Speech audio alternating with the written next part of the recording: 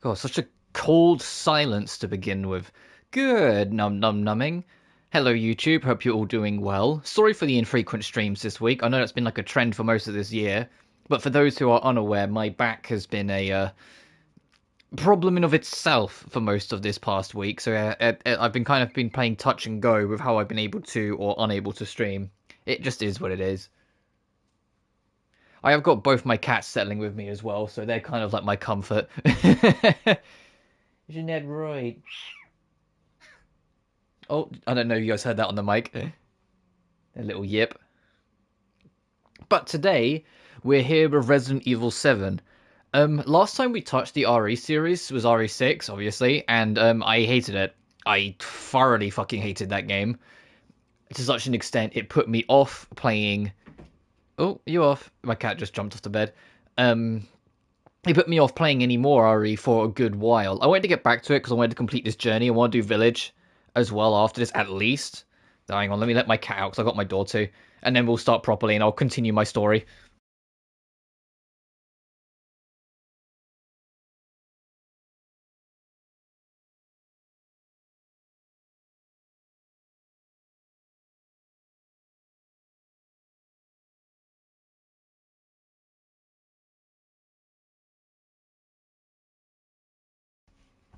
Right, as I was saying, but I wanted to get back to it because I want to do at least this game and Village. At some point, I want to cover 4 Remake as well, but that's not an immediate rush for me.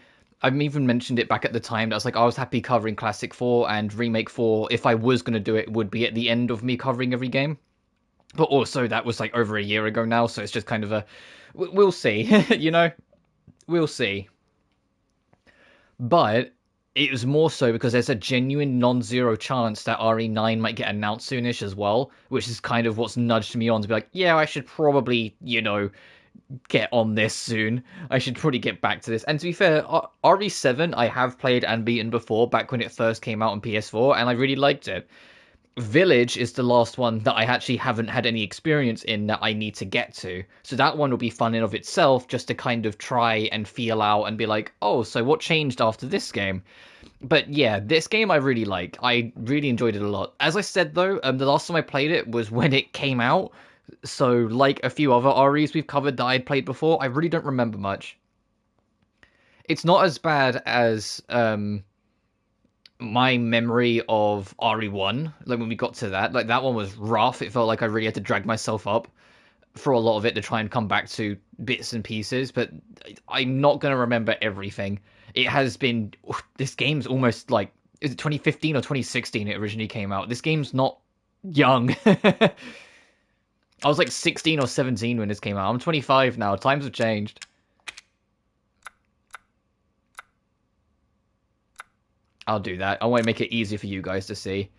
Oh god no, turn ray tracing off. If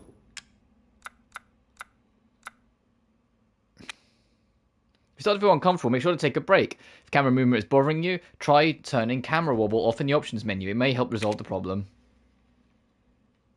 Oh Jesus. Sure. That, no. Aim assist, we'll see.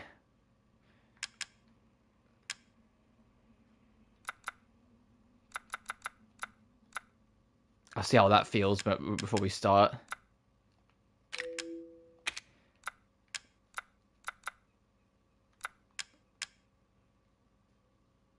Oh, there's an icon to warn you when the phone's ringing. Reticle, only display while aiming, never display, always display. Reticle color. Oh, I always mess with it. I'll leave it at that.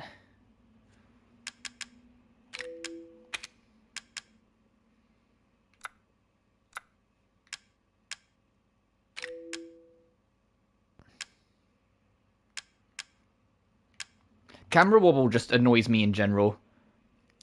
Well, it depends how strong it is. If you start it up and it makes us look like we're moving like a machine, I might turn it back on, but I genuinely find that more annoying than anything else. And the rest, I say, will feel out. Camera acceleration tends to bug me a little bit, so I'm probably going to put it on weak just to start with, and we'll just see how it goes. But I think we're good to just fire it up. Yeah, we'll go on normal. Hey, well, man, hope you're doing well. But welcome to what was basically the soft reboot of Resident Evil. Hey, baby. I just wanted to send a quick hello, and I love you. Oh, good news. I'm gonna be coming home soon. Yay! It is wild that this game is like 9 years old. It does not look like it was... I think it was like 2015 or 2016 it came out. Yeah, much better. Awesome. I miss you. I gotta get back to work. I Got a love computer you. at least somewhat functional. Awesome. I'm sending tons of kisses. Bye, baby.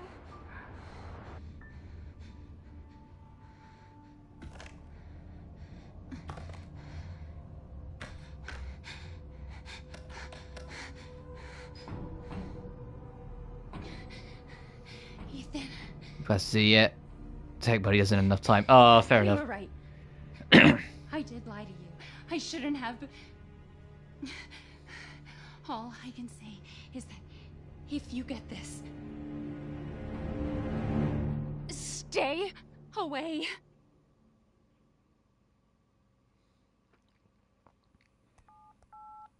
But it wouldn't be much of a game if our main hero stayed away from the threat that's got our damsel in distress. Hello? Hey, it's Ethan. So meet our new main face. This is Ethan. You just disappeared the other night. Yeah, no, I'm good. I'm good. It's Mia. She's not dead, she's alive. I'm gonna go to stream She's again. back. Fairs. They found her? How? What happened? I don't know. Look, I don't know how, but she's back. She's back somehow. Maybe it's a prank. She wants me to come and get her. Maybe it's a prank, but she was like, looks a bit Don't- beaten up and was insisting I stay Louisiana. away. Anyway, we're off to Louisiana. Years. I know, but what if it is her? I have to find out what I haven't happened. heard of a single good protagonist named Ethan. Also, this is quite funny.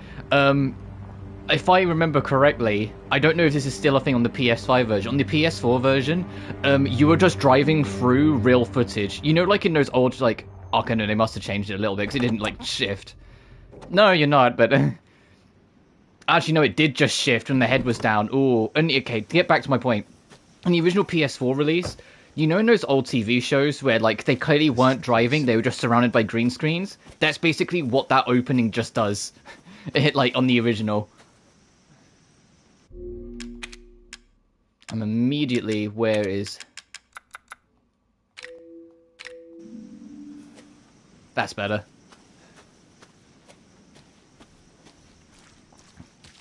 And they did that originally, but it looked like they still kind of did the same. But yeah, here's the other big thing that's immediately a difference with RE7 compared to any previous Resident Evil game. It's first person.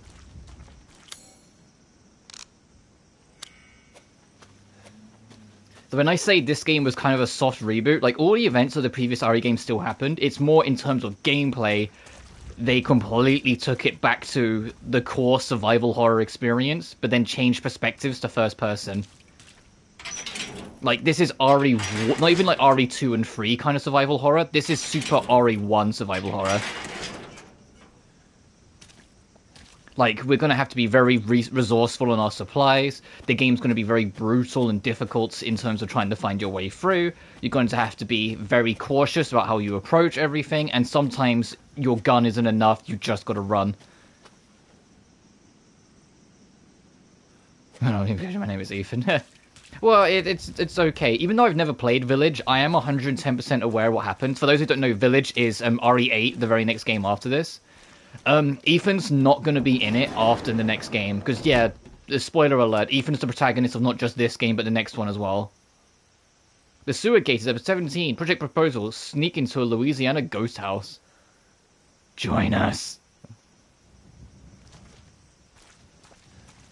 But at the end of Village, he's retired as a protagonist, so 9 accepts her gift. 9 will either feature a returning face like Leon or Claire or Chris or Jill, or it will be a new face. We don't know yet. But I wanted to get back to RE, because RE9 is probably kind of close to getting announced. Even ignoring rumors, it's been a while of quiet from Capcom for RE, so we know it's happening.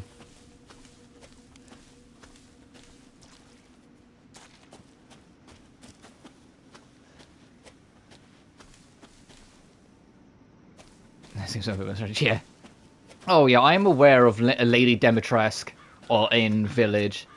I'm aware of Lady Demetresque. I'm aware of the ending, and I'm aware of like the general game plan of it, where it's not open world per se, but it does have like the village itself is pretty open, and allows you to do whatever you want.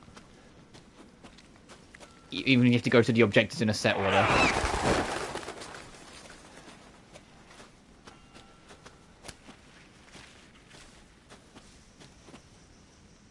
I love that lady.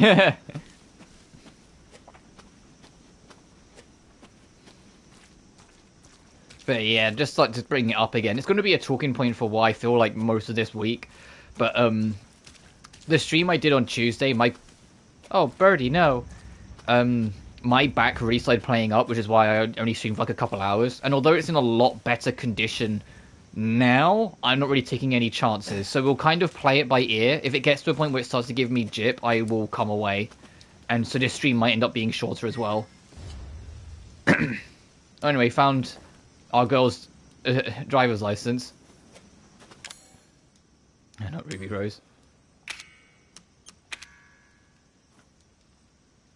From Mia Winters from 2017.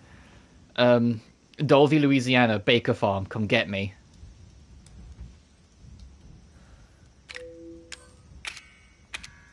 And that's what we just picked up.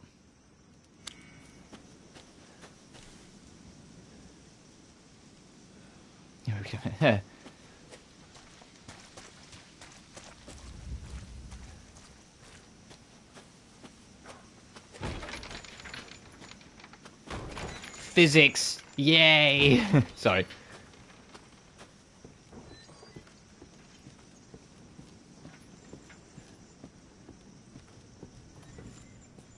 Oh, also, survival horror, this game is, like, oppressively fucking dark at times. Which is why I turned the brightness up, and less so for me, but more so for you guys watching on YouTube, so you can actually fucking see. Also, yeah, you can close doors behind you.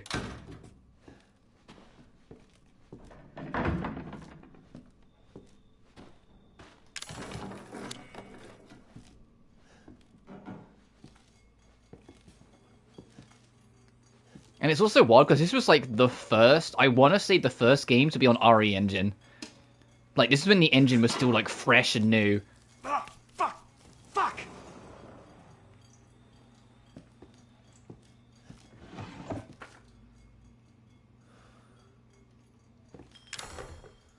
Didn't have the key for that.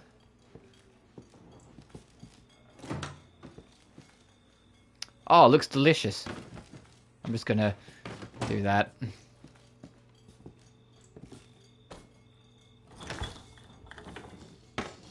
Oh. Let me just take that box out the corner. It's like I've been in fucking Asmongold's basement.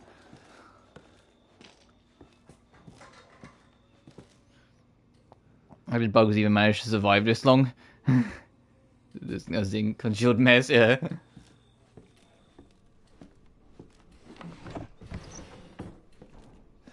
Oh, something that is worth mentioning, because it's kind of just like a lost bit of... Not lost, but you know what I mean, like just kind of not really a thing anymore. The demo for RE7, 99% of this demo was in this space. And the reason why I bring it up is because in this little demo space that you played for the RE7 demo originally, I think it was called like Beginning Hour or something like that, they hid an insane amount of Easter eggs, and all of them were about alluding to this game's plot, or where it fits into with like the rest of like the RE timeline sort of thing. Like obviously now it's in the full game, they didn't need all of that because, you know, you could just play the fucking game. But it's just something that I thought was interesting. There was a long while of people like going back through this demo, doing different things, poking different objects, and really dissecting it to find every single little secret, and some of it is really cool. This is clean in his basement? Yeah, true.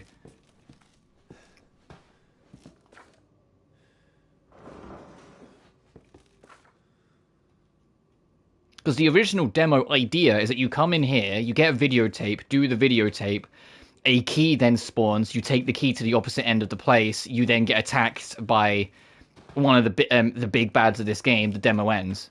Like, it's very short, but if you just start poking around, going upstairs into the attic, things like that, there's lots more to find about this game throughout that original demo.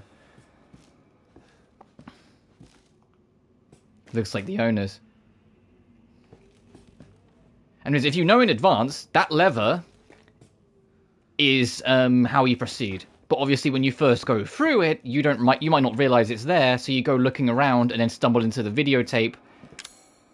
And when you eventually find it, put it in there, and then the videotape shows you that that's behind you.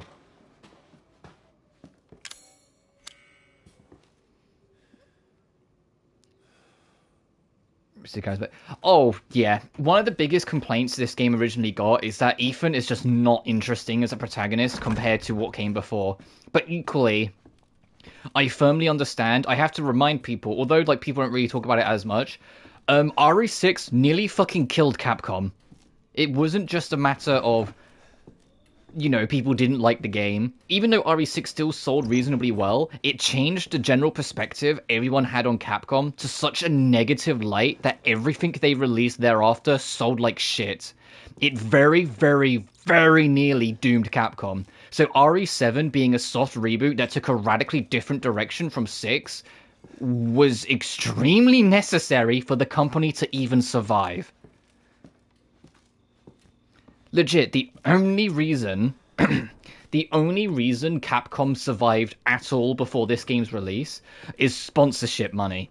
Street Fighter V released as a PlayStation exclusive, not because greed, but because they had to take the money to keep afloat. RE6 was fucking despised by the general public when it originally released, and was seen as Capcom ultimately falling from grace and could never be trusted to make something ever again. And everything they released thereafter was treated extremely poorly, off rip.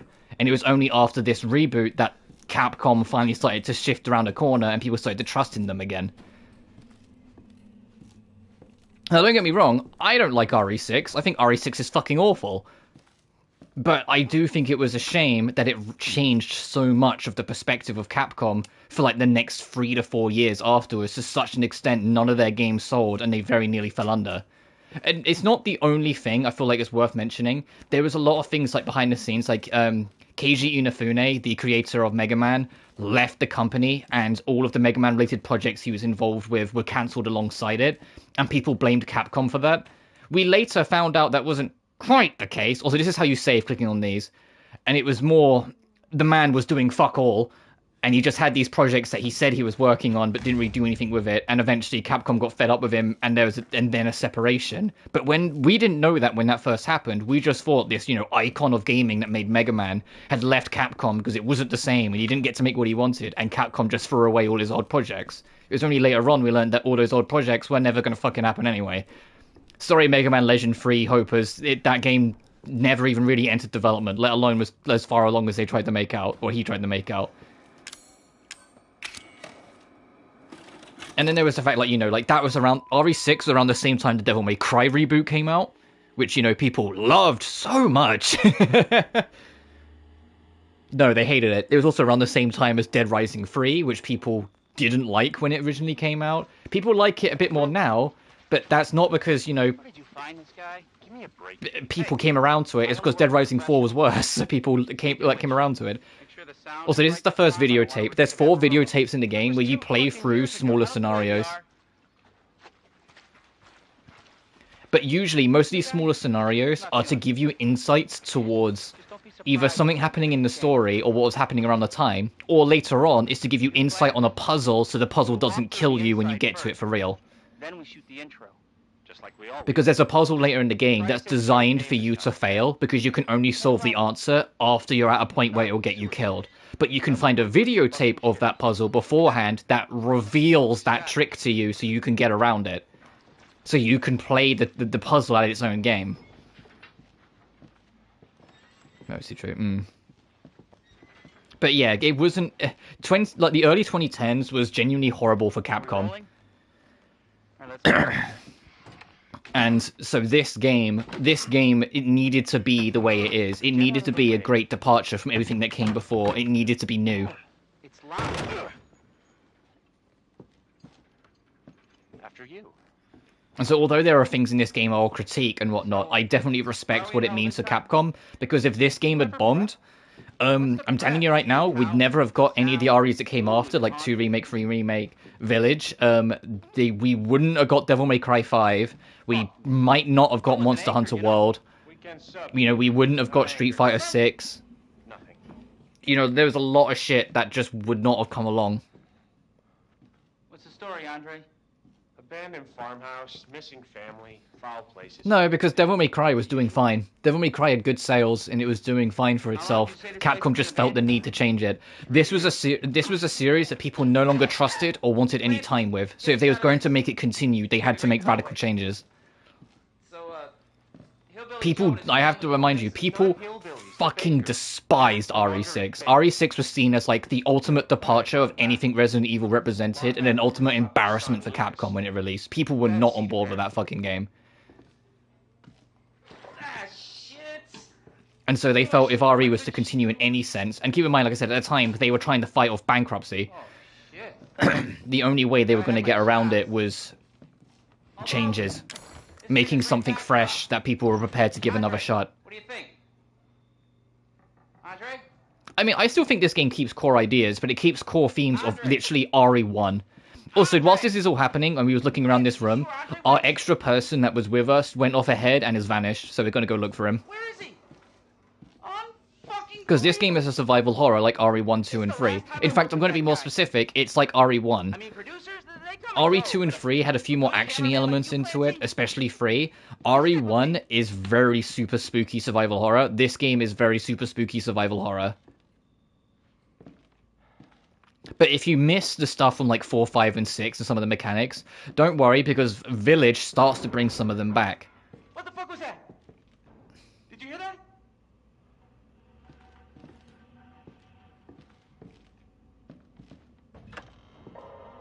Andre? And it was also kind of bold on Capcom's move. They were trying to fight off bankruptcy, so what do? Invest in making a completely new engine. You know, something that costs a lot of money. But it paid off. The RE engine literally has, like, been the backbone of every Capcom release since this game.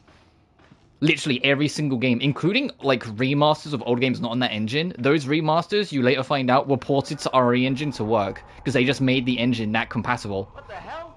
Also, this is your reveal that this is under the fireplace if you didn't know it was there already. You gotta be fucking kidding me. Alright, new deal. We find Andre and we go. I mean, fuck this show.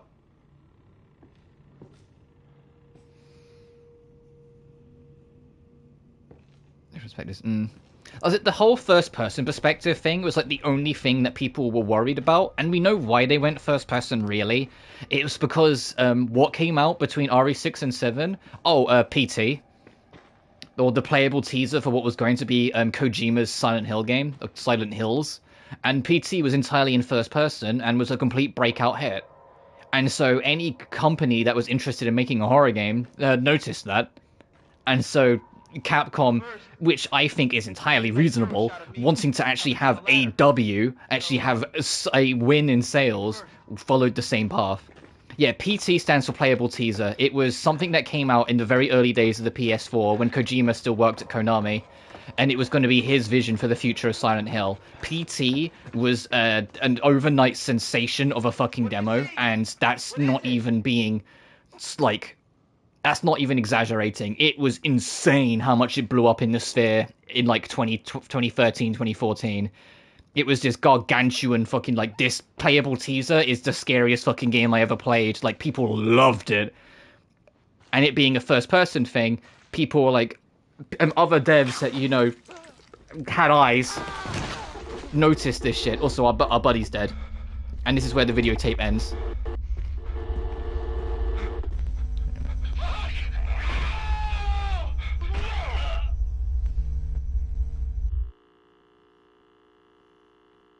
But the whole point of that videotape is to not only get you more context on the world, and like you see, we're not the first one here.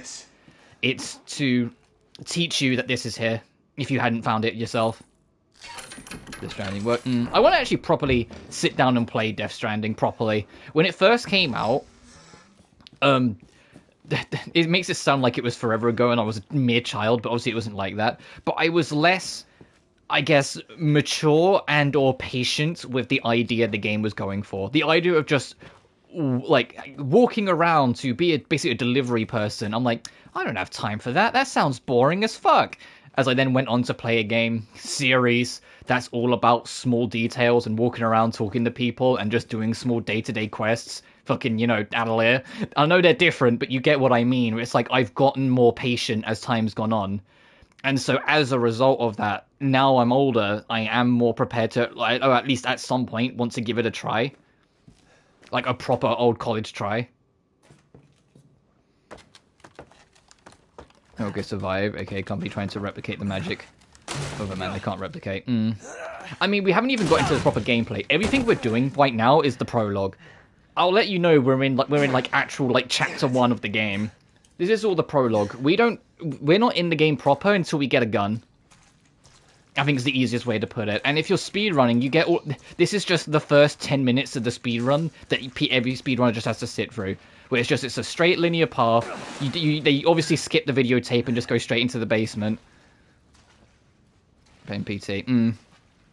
I mean, also keep in mind, in the indie scene, this was not too long after things like Outlast had hit the scene. We were 6 years deep into Amnesia being a very dominant force. First-person horror was all the rage by this sort of time. And so it just, like I said, if you're a company that's trying to fend off bankruptcy, what do you do but look at the market, see what's hot, and make that? And that's not to say this game is uninspired or that it borrows everything from other stuff. There's a lot of things it does I like for it, which we will get to. As I said, this was the first RE game I'd played since RE1 back in the day, and I got this at launch, and I genuinely really had a good time with it.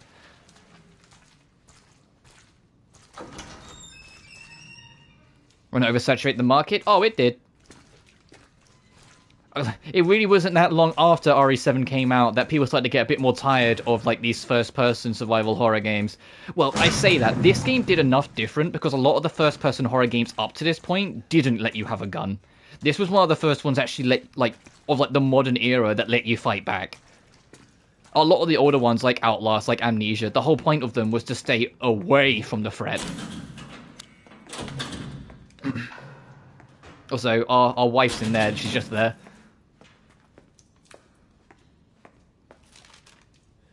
Which is one of the reasons why I get bored so easily of those horrors, because I think it's scarier to make you have to fight the threat compared to just running away. Ben dead, Harold turned, Arthur turned, Tamara turned, Craig dead, Layla dead, Sean dead, William dead, Travis turned, Peter dead, Andre dead, Clancy L, he took an L. Mia, nothing. Heidi turned, Clyde dead, Lindsay turned, Stephen turned, Nathaniel dead, Edward dead, Nadine dead, Alex, Tom dead, Reed, Susan turned, Joseph and David dead. Maybe it was FNAF. But genuinely, it's always been a big thing for me. Don't get me wrong, I appreciate those horror games that are the whole run and hide horrors where you can't fight back, you just have to stay out the way. And I get what they are in terms of the market and whatnot. I just don't find them as interesting. I think it's way scarier, or way more intense in general, to have to fight the threat. It's the whole, you can't avoid the abyss, you have to stare into it kind of game. Oh, thank God I found you. It's me, it's Ethan. Ethan? Ethan? Are you alright? You shouldn't be here. What do you mean? You contacted me. No, I wouldn't. Did I? Did anyone see you? Did he see you? Who else is here? What the hell's going on? Daddy's coming. We need to go. Daddy? We need to go now! It works because yeah. Well, with all the classic FNAFs, it's because they're coming for you and you can't run, you're stuck in that place. But with things like Outlast, you spend the whole game of Outlast running away from things because they will just kill you, or hiding in cupboards. Baby, You know, there's also like Amnesia. You've just got like the big mouth monster thing. Amnesia at least is something kind of clever, and that I will credit to.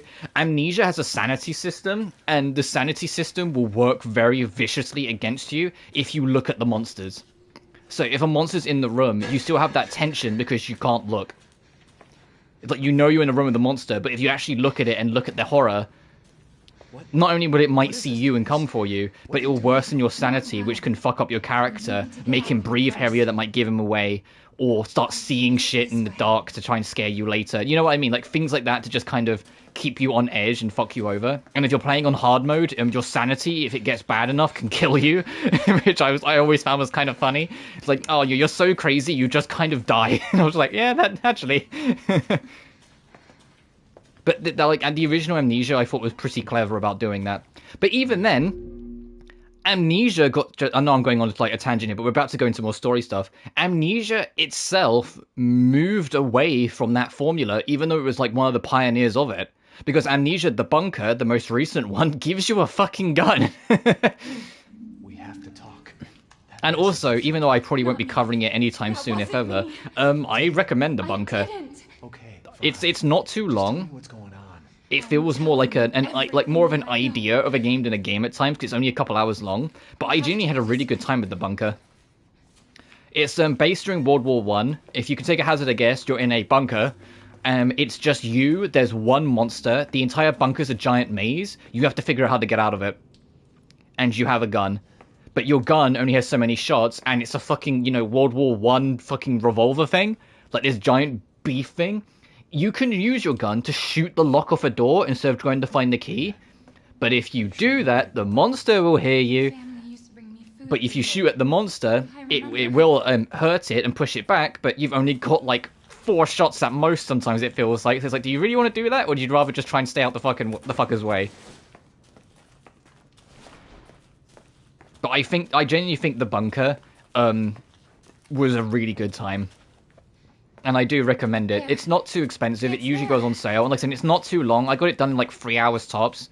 But I enjoyed it. And it made me want to try out some of the team's other games. Which didn't happen after I played the original Amnesia. When I played Amnesia Dark Descent, once I finished it, I was like, yeah, okay, I kind of get it. I don't need to play Machine for Pigs, thanks. I'm good. And then just never touched the rest. It's gone! We're gonna be a family. Now that you're here. There's another door here, I'm sure of it. Also, Mia's going through it, if you couldn't tell already. You know, our dear wife is extremely trustworthy.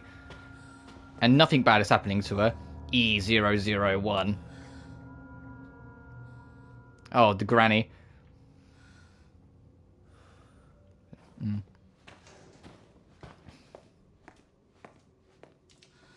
2. Dystopia. But it's because one of the other games, one of the big ones that's been on my radar for a very long time, and I really do want to play, I just haven't got around to it, is Soma. That's the same team.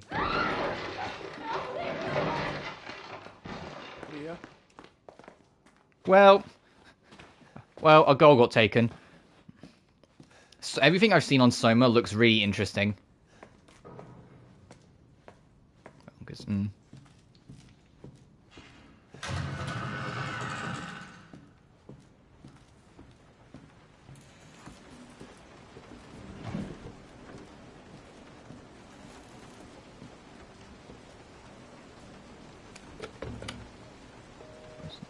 Hello?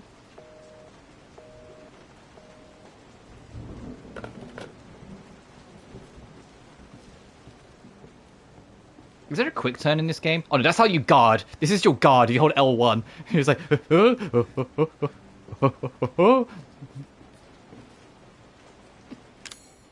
Okay, I don't think there's a quick turn. If there is, I can't think of it.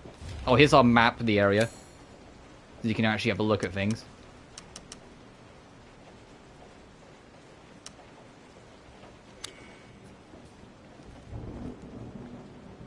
No. The bombings here.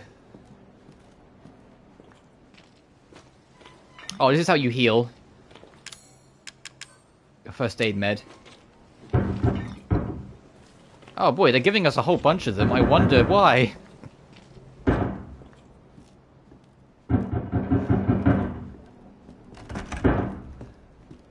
No, we gotta go back the way we came.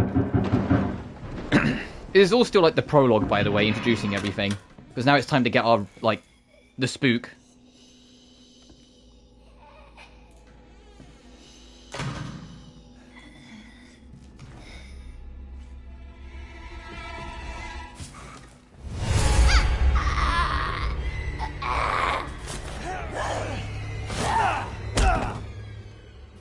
Oh, if you've ever watched the film Evil Dead, expect this game to feel like a lost Evil Dead sequel at times.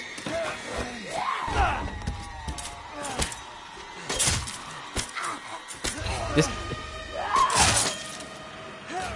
Also, goodbye, hand. Mia, wait! Wait!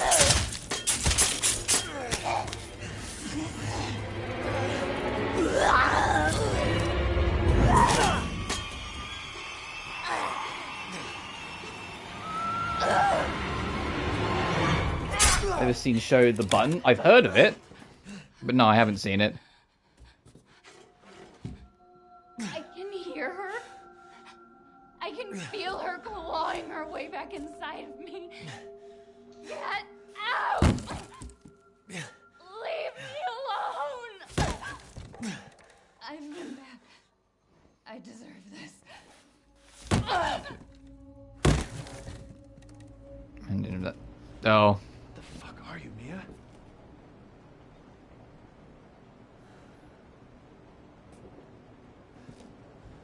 Also, if you press R1, you can just throw some water over your wounds and that will fucking better. What knife wound in our hand?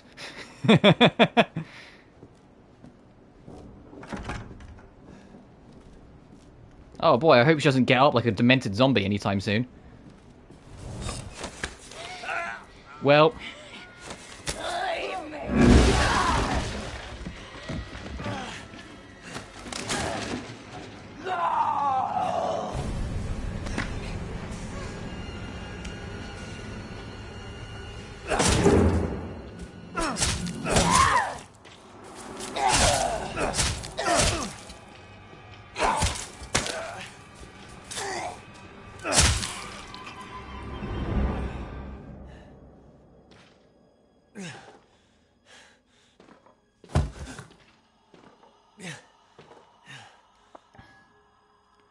It's uncomfortable. Yeah, fair. Well, you were married, Ethan. Now you're single, like the rest of us. Enjoy the single life, buddy. Fuck.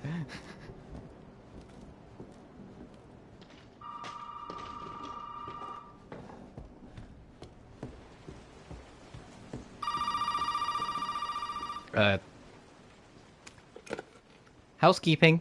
You really shouldn't have come here. Who's this? And what the fuck is going on?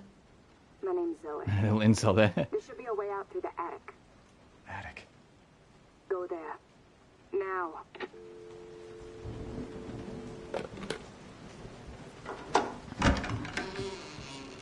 Oh boy, I hope nothing bad happens. I'm gonna pick up my axe.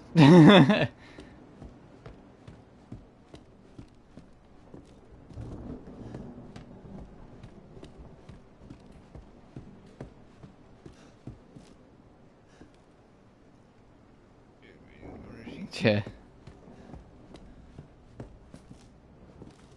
Oh, this game also has two endings. It's not responding. No!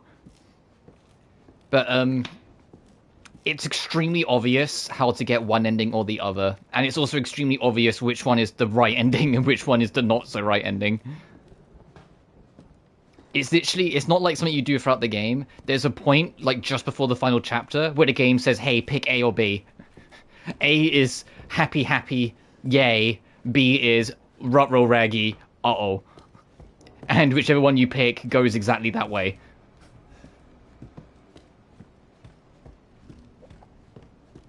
Which kind of begs the point, why did they fucking bother? But I digress.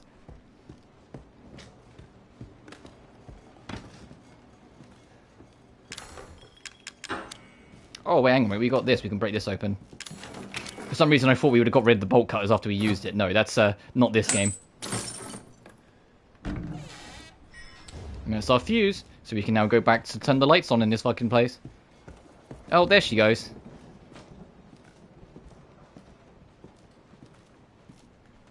She'll be fine. It's not like she's gonna jump scare us or anything.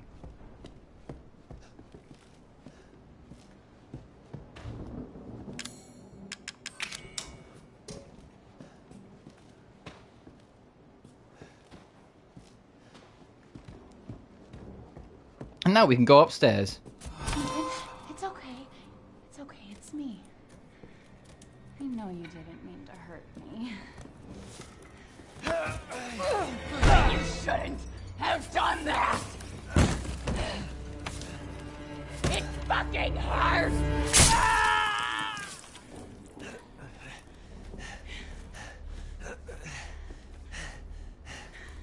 Help.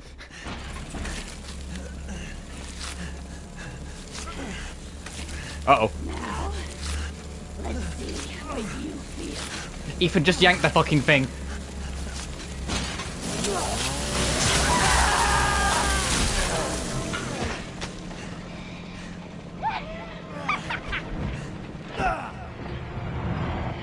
It's not just what contains outbreak. Gonna break, I promise. Must burn it all down.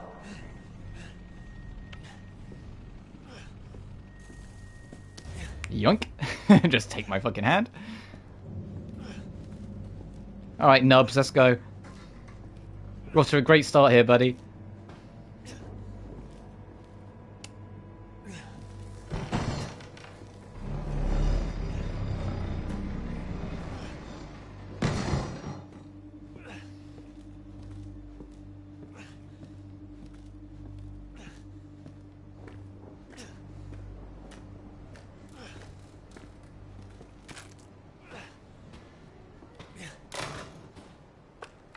Alright, now we have a gun.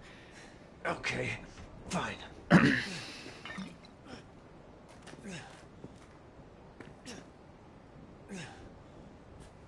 Oh, if you turn on camera sway, your aim will do this like all the time. So I'm actually kind of glad I turned it off because then I can be a bit more precise. And then my fuck ups are on me.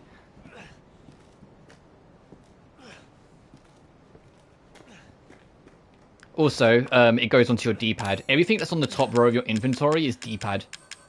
Or becomes D-padded.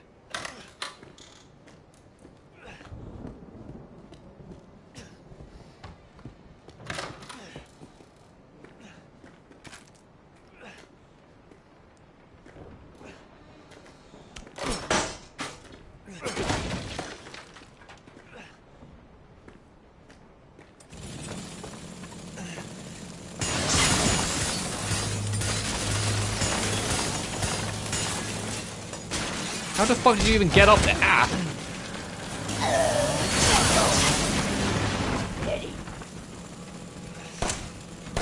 Fuck.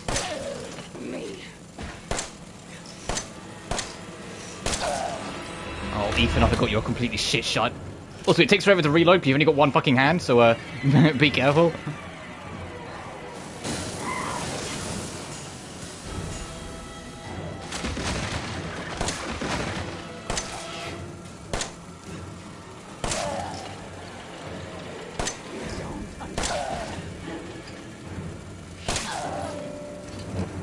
Hurry up, hurry up, hurry up. Fuck!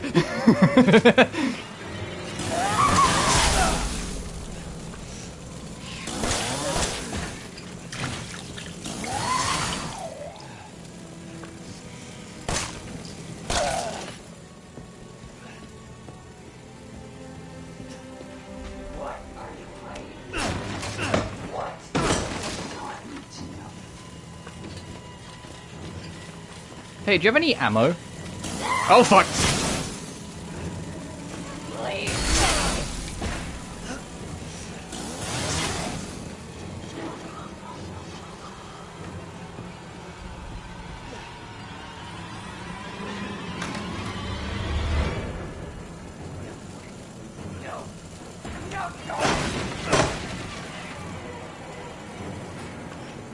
Hey, we can talk about this.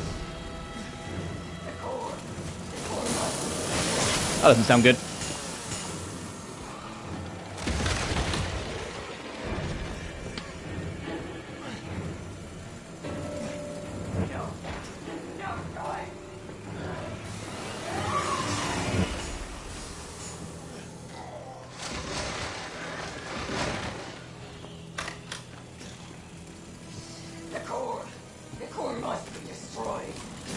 The core must be destroyed. Keep that in mind.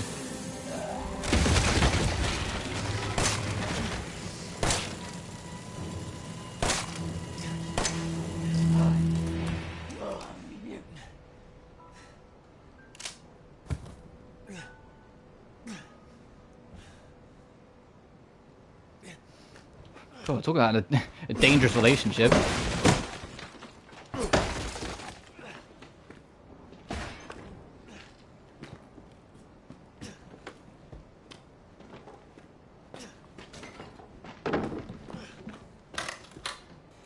Welcome to the family, son. Wait, how did Mia end up? You know, it doesn't matter. And that's the end of the prologue. Welcome to Resident Evil 7.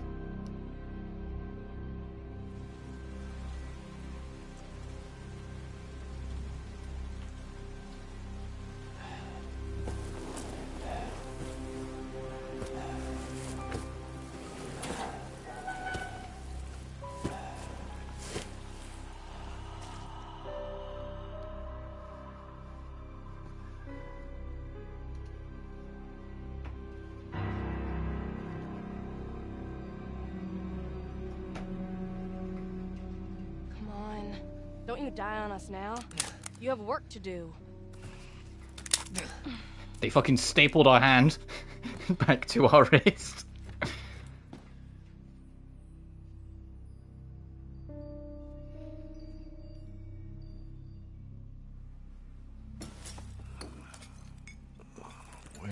Where am I?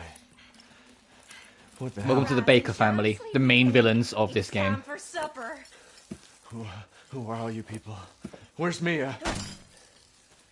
Oh, scary granny. Eat it. It's good.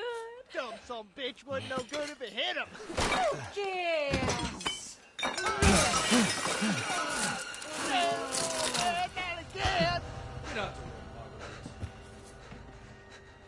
Hit boy's got to eat. He got to have his supper. Come here, boy. Let's do this. Oh shit, he's not eating it, Jack! He's not eating it! Get the hell up, Marguerite! I that for him! Get the hell out of here! You're a son of a bitch! Oh, I can't believe it, you son of a bitch! He's not eating it! This was supposed to be a very special feast. No, boy.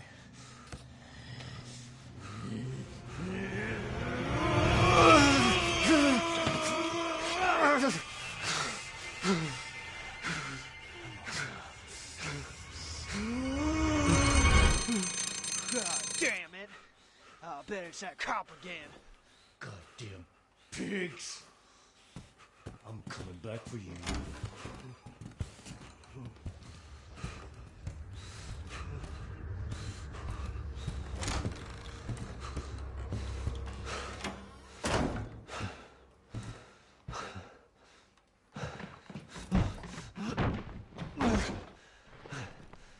You have to do that, by the way. Wiggling left and right. Alright, now we're in like chapter 1 proper. We've lost our gun again. The granny's just gonna stay there, but we've got to go move around. And try to find fucking anything to find a survival.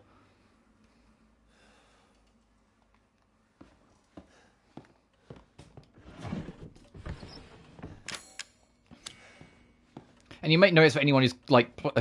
who knows Village, that yeah, this game kind of like sets up that formula by having a group of villains that you're gonna have to deal with one by one. In the same way Village has Lady Dimitrescu, the doll lady, the fish man, and not Dante, or like evil Magneto or eviler Magneto.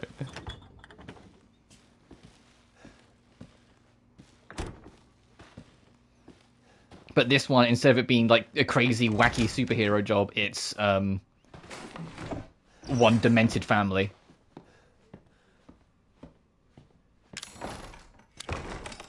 It's locked.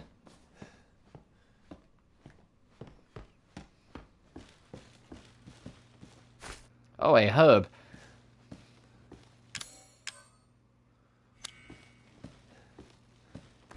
Also, yeah, every time you open up your menu, your health is on your wrist. Also, if you're wondering how our wrist suddenly works again, because obviously, fucking, stapling it on doesn't suddenly make your hand work again. Don't worry about it.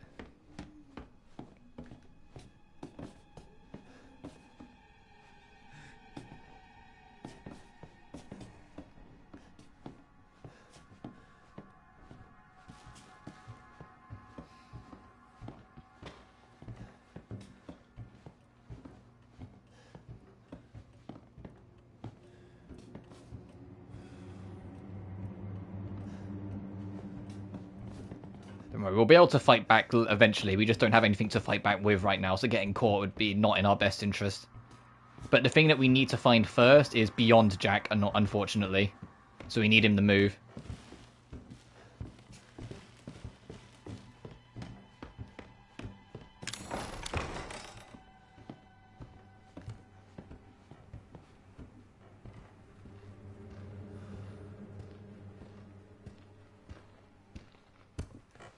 Well, Sleep out before dinner was done.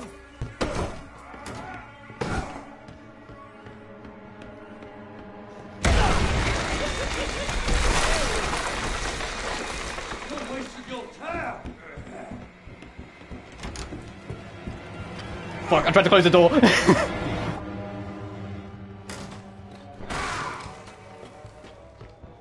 There's the key we need.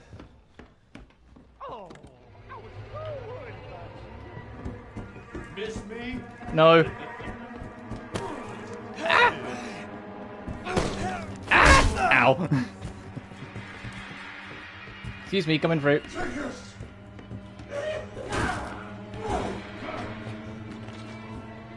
You came to the wrong house, boy.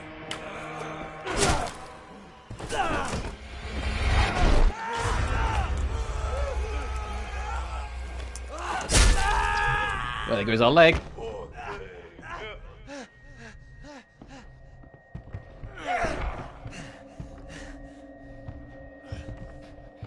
There's one thing that Ethan's not good at, is keeping his limbs.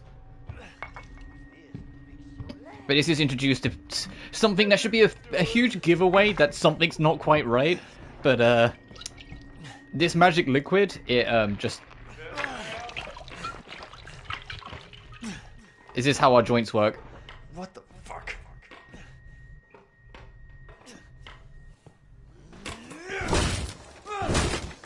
And now he's introduced it to you, he's like, alright, now you know how it works, we can play for real.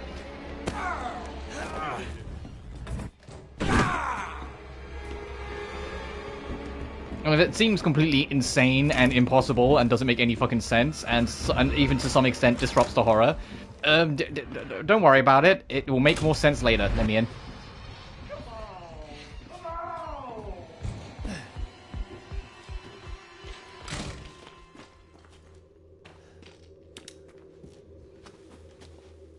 And by later, I mean not this game. It's one of the few things I do know about the next game as well, is one of the big twists of it.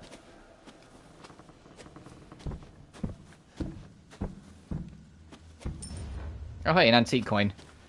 The antique coins are for specific items later on. It's basically a collectible to unlock secret items.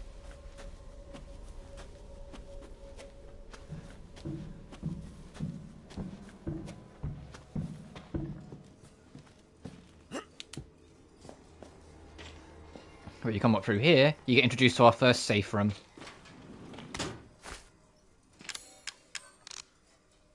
And so with a herb with chem fluid, you can make an actual first aid.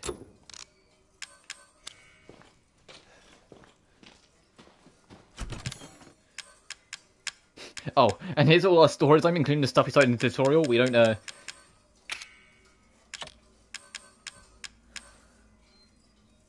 need any of that right now, so we can just kind of move things around.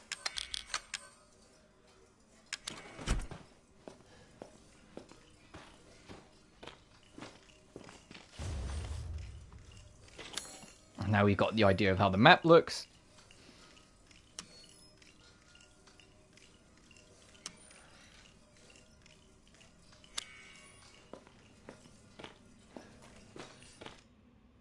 I'll save as well. I swear the save system was in-game on the PS4 version, whilst this, it just brings up like a PlayStation menu. I could have sworn it was like an in-game save file originally, but oh well.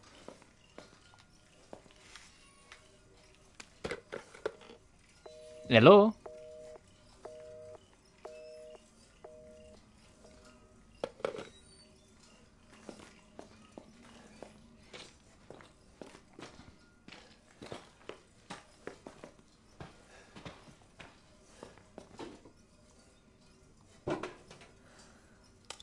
We have a lockpick. Alright, just before we continue, my cat is whining at the door, so I'm gonna let her in. 1 second, guys.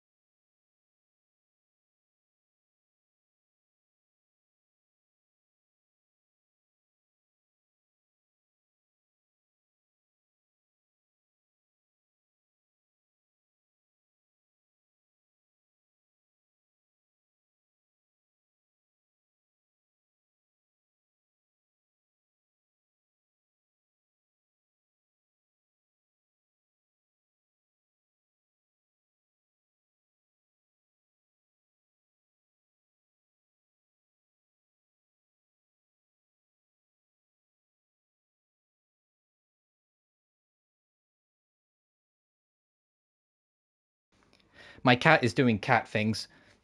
I let her in. She took 1 step in, meowed at me, went back out, went to close the door. She meowed at me again. I opened the door. She came in. Now she's hiding in a corner. She'll figure it out. She'll figure out where she wants to be. Trying to think if there's anything else in here, or if it is the lockpick's the main thing.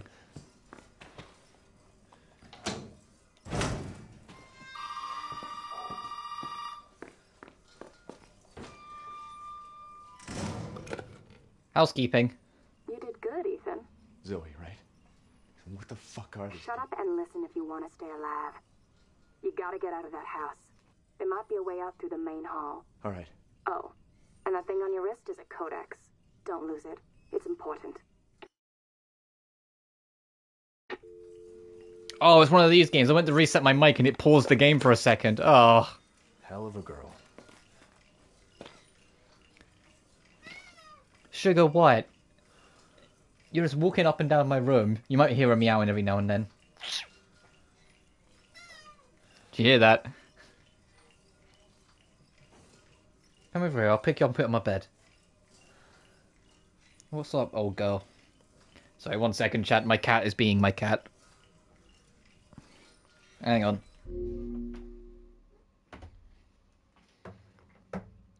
And now she's walking away from me. I went to pick her up to put on my bed and she immediately started walking away from me. She doesn't know what she wants.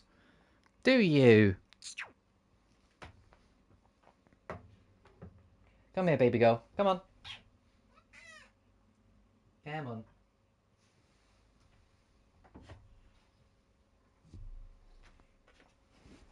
There, happy now?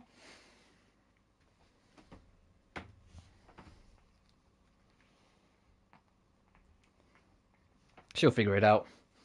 I was literally chucked her on my bed and she's just kind of looking at me like, Father, what was it? What? I'm comfy here, but why am I here? She always gives this look of confusion if she gets picked up and moved anywhere.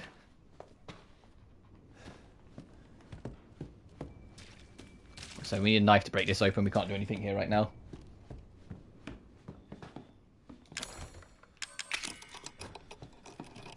Trophy unlocked, Master of Unlocking.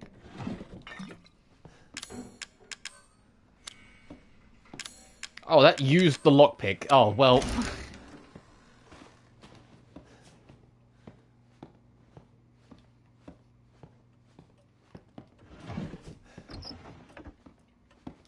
That's for a puzzle. We have to come back to that. Also, I don't know if we're safe, but I think he will leave us alone for just a minute to kind of actually get your bearings now you've done this tutorial.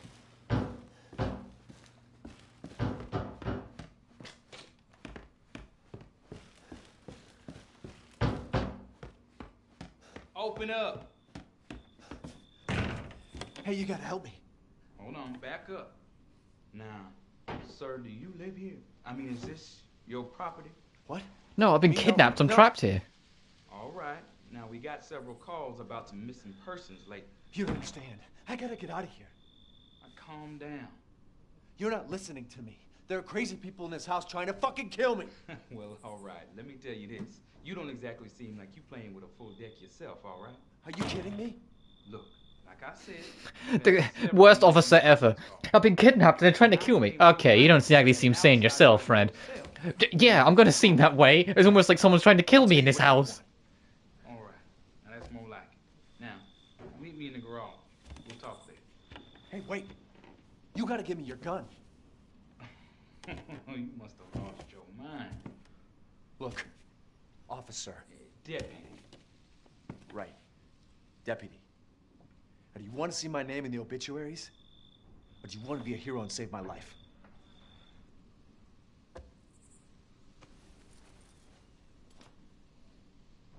A fucking pocket knife? Here. Take it. That's all you're gonna get. Now go. Garage. Now. This motherfucker. What am I gonna do with a knife?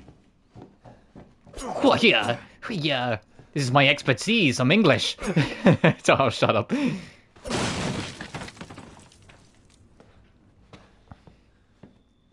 I might not be a Londoner, so I'm not the master of the arts, but I'm still British. I know how to wield one of these things. Will be fine. And that's the end of that joke.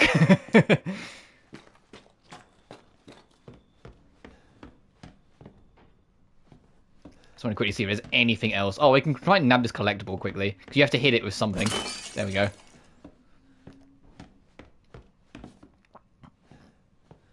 Yeah, we ought know what one here. Yeah, it's because I'm playing as an American. That's what this is.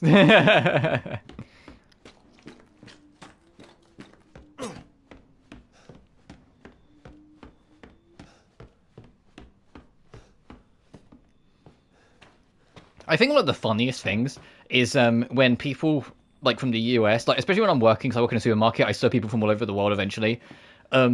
They come to the UK and then find out we have gun crimes as well, and they're like, "Wait, what do you mean you have gun crimes? Guns aren't legal." And just, yes, you're right.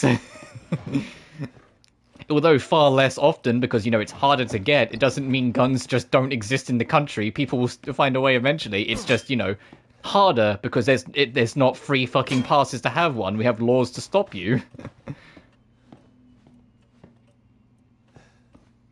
Let's go, bro. Is anything fairs? Anyway, I'm going to go save again because we've got a mini boss encounter coming up, if I recall. And we've got a fucking knife. So, let me just save.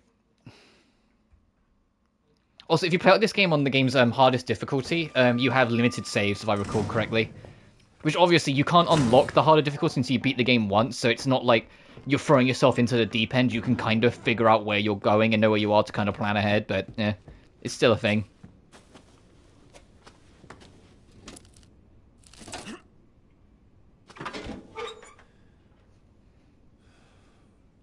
Maybe so we can where's the shotgun? Yeah, we're not that deep into Evil Dead yet. Or Evil Dead territory. Yeah, this is Louisiana. Does this feel very Louisiana? Hey, officer, get me out of here. The exit is right there. You need to tell me what you're doing out here alone in the middle of the night. Me? What about you? No, it's my job. Won't you do your job and tell me? Answer my questions. You're not gonna believe me if I told you. Try. Hey, put that door back. Put that door back. Wait! How did he manage to get behind us? Is the real question. When he even glanced behind him. Okay, as soon as this starts, immediately fucking book it to this car. Fuck it. I'm gonna kill everyone. I didn't get the key. Fucking hey, never mind. Hey.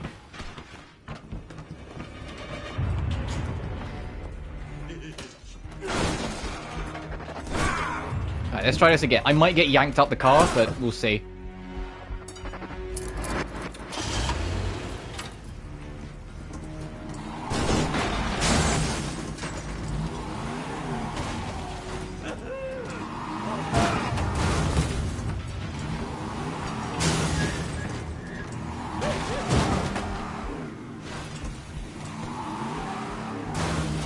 Oh, he will eventually yank you out anyway. Like, I think he's just going to do it now because, you know, cutscene priority. He's now suddenly next to us.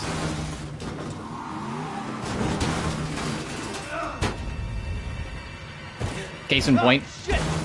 Hey, buddy.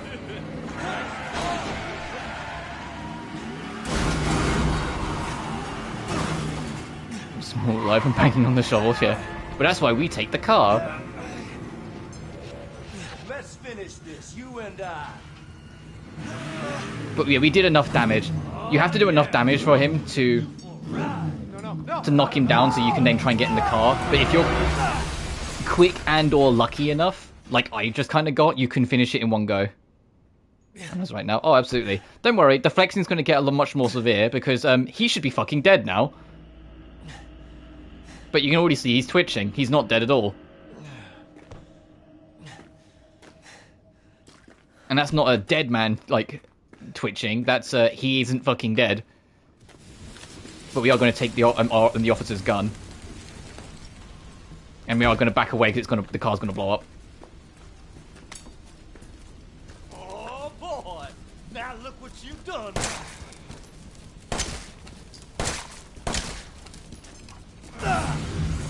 Right, now the car just blew up, which will do a lot of damage to him as well as us if you're close enough. Oh, it was enough to kill him. Awesome.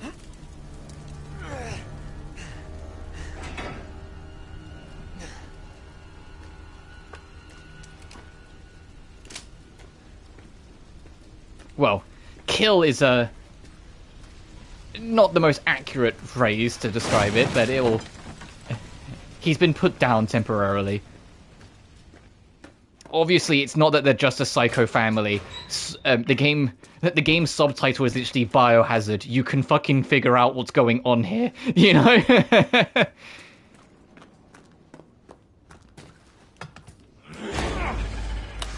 have your attention, boy? You're about to see some wonderful. Oh, fuck!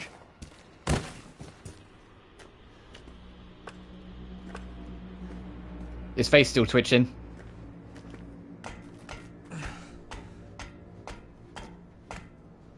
He isn't dead, and he's ready to the win with a knife. Yeah, that's why you take the car. You have to. The whole point of that section is less about trying to teach you to fight. It's more about teaching you to use all of your resources. You need to spot that there's a car in the garage. You need to try and spot the keys. Like, it encourages you to not try and just fight things head on, but to actually use your fucking eyes. You know. To make very quick decisions in your vicinity to catch onto things and get what you need. Also, here's the ox statuette. We will need that for later. And because we did it that way, we saved a lot of ammo, so...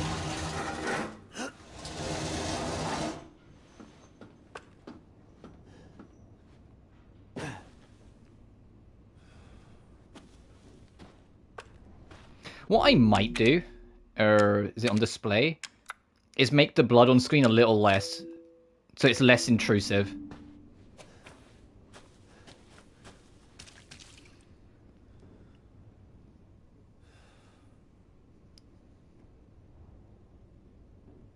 It's incentivized engaging your brain. Yeah, you don't need to put crazy puzzles. It's just, hey, you can try and fight him with just a knife when he has the shovel and he's way bigger and stronger than you. But obviously, that's only going to be so effective. Or you can spot the car and spot that there's a pair of keys. And you can run him down, which is what I did there. And we managed to skip the entire fight because we did his whole health. Well, most of the entire fight. I'm going to backtrack and save, though, because we have quite successful. Also collectible. I'm absolutely not going to get all the collectibles, by the way. Not only do I not remember where they all are, but depending on your difficulty, depends on their location. Your difficulty changes their location, so I'm super not going to fucking remember where they are, because if you play... I think if it's on easy, they don't move. I think it's if you play on hard or above, they change location. And to emphasize this, there's a trophy for finding all the collectibles, and then there's a trophy for finding all the collectibles again on hard mode because they've been rearranged.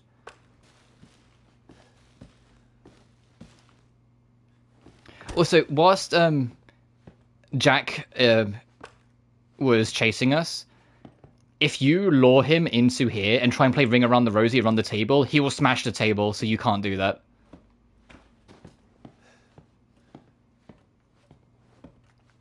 But we're free for a minute, so enjoy your freedom. Also, yes, this is as fast as we can run.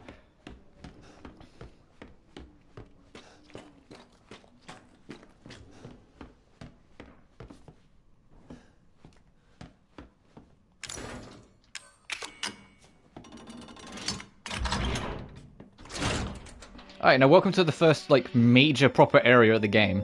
Our objective, get that door open. To do it, we need 3 Cerberus heads. Or 3 keys, basically. That's your father? He used to be. I'm sorry, but he's dead now. You just might be able to pull this off. What are people? Remains of people, yes. Cut up into tiny little pieces. You may need some sort of keys to do it, but find a way out of the house. Okay. I'll be in touch. And yes, we have our little helper over the phone. A lady by the name of Zoe. And there's a DLC for this game that came out later that is focused around Zoe.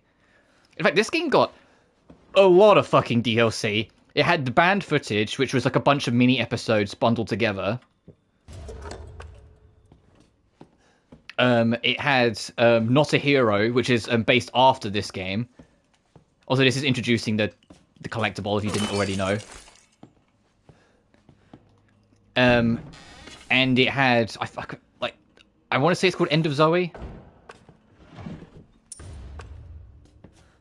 As for the DLCs, the banned footage stuff, I won't finish them, but I will show them all off on the other end of the game. The 2 major, like, actual proper DLCs, though, I will cover. Oh boy, this door is locked, so it's a scorpion key we need to look out for.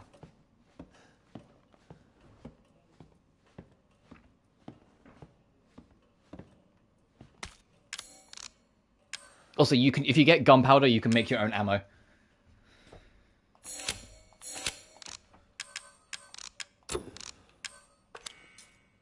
Oh, whoops.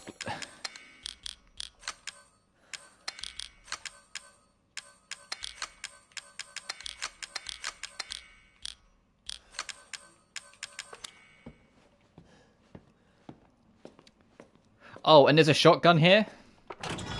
But if you pick it up, it locks the door behind you.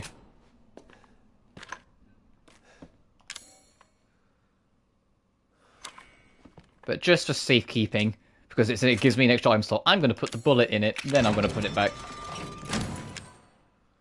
There's my American. Because then it gives us more inventory space, and I know where the bullet is, it's in there. So part of the puzzle you can try and solve is figuring out how to get that gun out of there. Which, if you played RE1, should be very familiar, because RE1 had an identical puzzle, where you had to go get the shotgun, and to do it, you had to replace it with a broken shotgun. No, I was meaning scorpion key, because it is a scorpion on the door. There is a key with a scorpion on it that will open every door that has scorpions on it. There is a key with another creature on it later on. I think it's spiders. You need to find the spider key, etc. Also, we need to find an object to play shadows. I wish there was a skeleton key you could get in this game. It'd make life so much more convenient, but no such luck. You can see even on the map. Is there a way to zoom in? Oh, there isn't, but on the top right of our position, you can see the scorpion mark has been marked on it. And also, once you get to the shotgun, you can see on your objectives on the top left, they add getting the shotgun to it. Something that's worth mentioning... Because I don't know, fair enough. But, it's up to you if you're going to go for it or not. I'm undecided, we'll see how we go. The broken shotgun you need to get to put on place instead of there, you can actually fix instead, and you get a different shotgun that's higher damage, but has less ammo in it, or less ammo you can have in it in one go. So you actually technically have an option, but it's more of a secret. Because in the original RE1, you obviously couldn't fix the shotgun, so it was you only got the broken shotgun, so you could get that one. Whilst this one, it's technically an option, because you can later fix the broken one. But if you've already taken that one and put the broken one on it, well then, clearly you're not getting that shotgun. So it's just a nice little thing. Also, there's the old lady. Get used to her just magically appearing every now and then. She just kind of shows up. You can't do anything to her, but she's just always around. The granny. Also, here's the... I believe this is the snake door.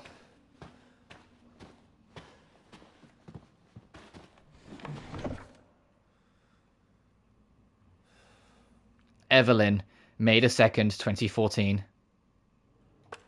Oh, Evelyn, we'll learn a lot more about you later. But since it's the only door that isn't locked, we'll go this way first.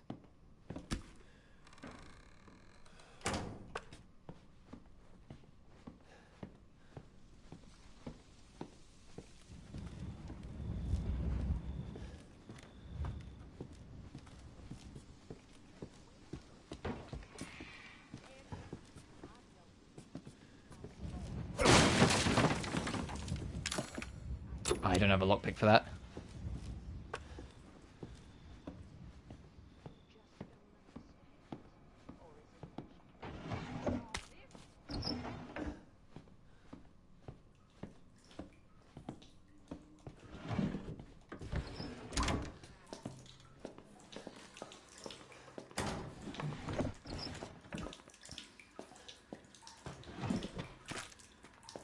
Oh, I'm picking up a lot of ammo.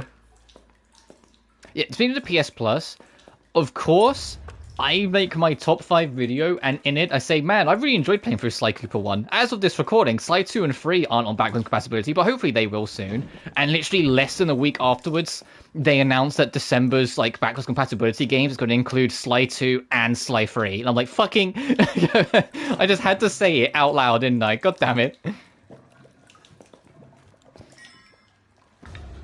Also, we need that for downstairs.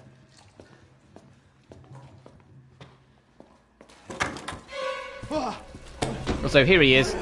Heck of a thing, ain't it? Sure shit beats the hell out of dying. My little girl has given us a gift. And this gift is really... This gift? As you can see, the family is only part of the gift.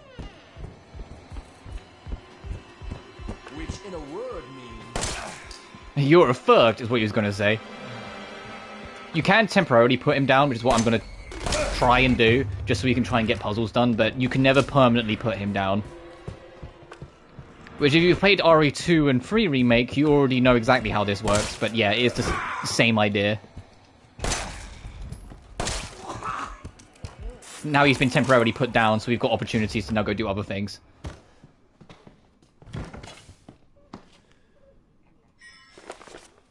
Oh, fuck, I'm out of inventory space. Hey, there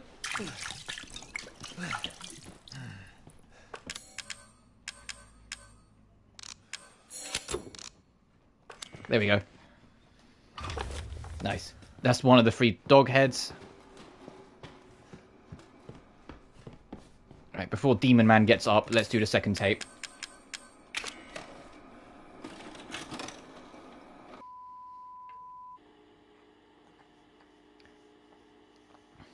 We don't know if there's any other games coming to it. They just announced it early because it's like the 30th anniversary celebration stuff. But I'm hoping there is. I'm still praying on like a lot of PS2 classics I grew up with getting on there, but there really isn't right now. I can't expect anything from you. Not after what happened. After what I did. But I just want you to know that wasn't me. I don't know what happened. There's so much that you need to know. There you are! You gave us quite a scare, young lady. Tape 2 is is a tease for like the second of the main villains, trying to avoid Marguerite. There's a trophy for getting through this whole section without getting spotted once by her. This tape.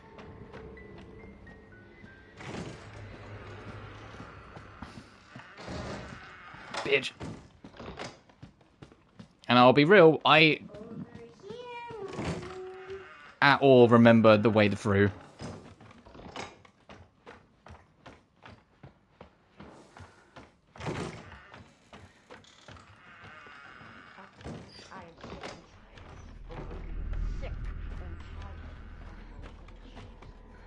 I need to hide. I need to hide. What have I done to deserve this, except open my home and feed you?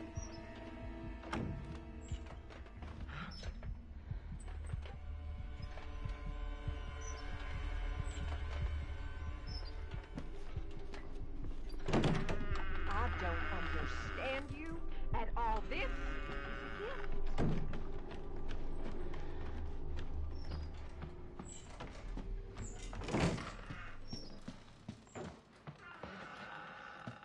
Now's not the time for that yet. You say, hey, go hide first.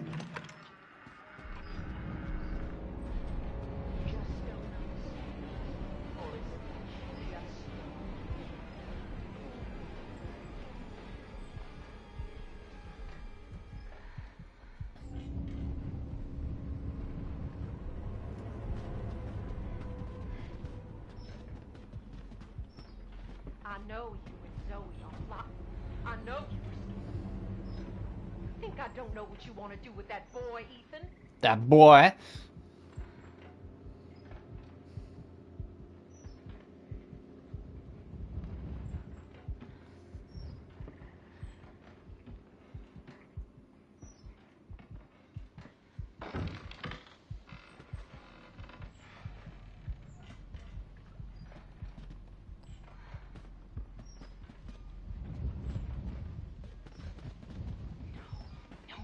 Don't come over here. Damn, shut up, Mia. Stop mumbling to yourself.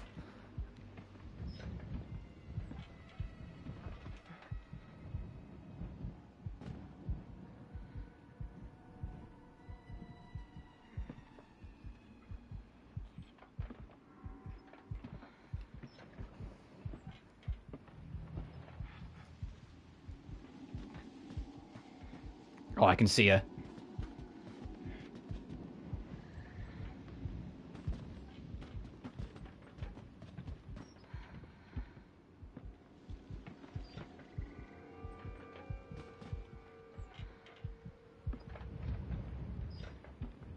She come back inside? You to my babies and fertilize the garden with what was left.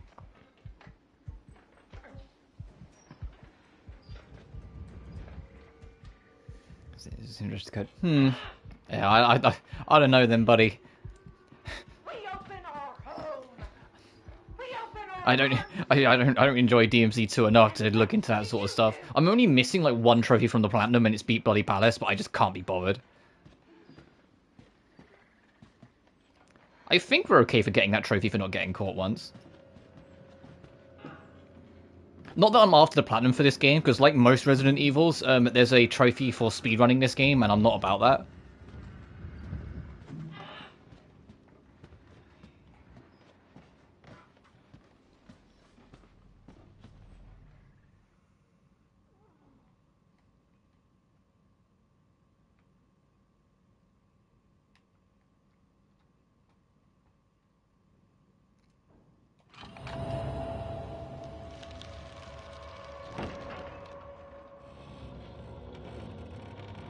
I enjoy DMC2 save from. I love 1, just DMD mode is fucking insane.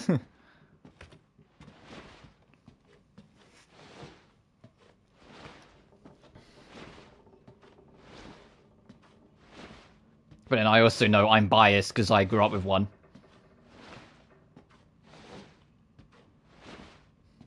But I've said it before, even when I was a little kid, even though, like, when you're like a little kid, you kind of just like whatever, like, sparkly, flashy thing is in front of you. I didn't... I think I just fucked up the trophy then and there.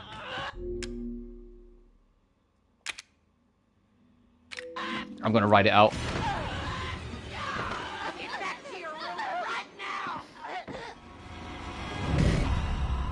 Never mind, I just fucking... I was not supposed to get caught there at fucking all. Do I have to do the whole tape again? At least we know the route. We do, awesome. She loves you. She wants us to be a family, goddammit. You! All you have to do is accept her fucking gift! But my point was being that even though I like slightly things in it, when I finished DMC2, I went straight back to DMC1. So even kid me, even if I didn't have the words for it, kind of knew it didn't hit the same. And it's only as I got older that I kind of realized. To be fair, I didn't play Spider-Man 2 on PS2, like the iconic one, but I did play Ultimate Spider-Man, and that was super fun. There are known unknowns here, and you are not paying fucking attention!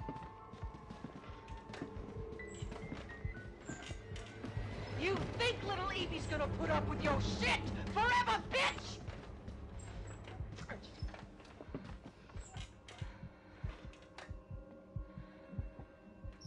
I am through playing games with you. You hear To be a me? Spider-Man game. You hear me?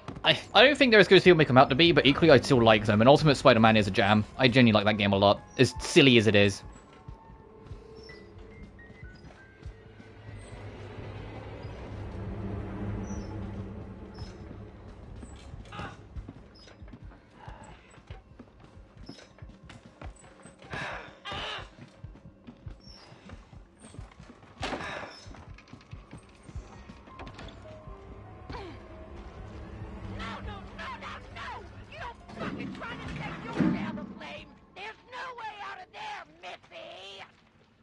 Missy!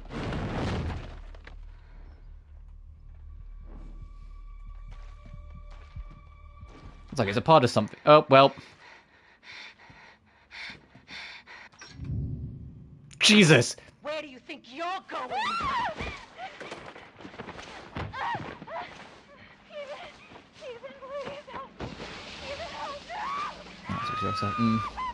I mean, if you want to talk about like superhero games, also I think because I got caught that one time, even if I loaded a previous save, it's still not going to give me that. Oh, it did give me that trophy. Don't catch me. Do the me videotape of getting spotted.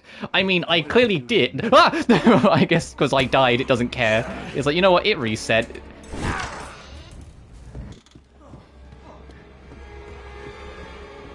But like superhero-esque games that I can highly recommend are not necessarily the whole trilogy, not because like I think they get worse, but just because I know the later games aren't for everyone. But Batman Arkham Asylum in particular, I think is a really fucking fun game. Oh, I don't doubt it.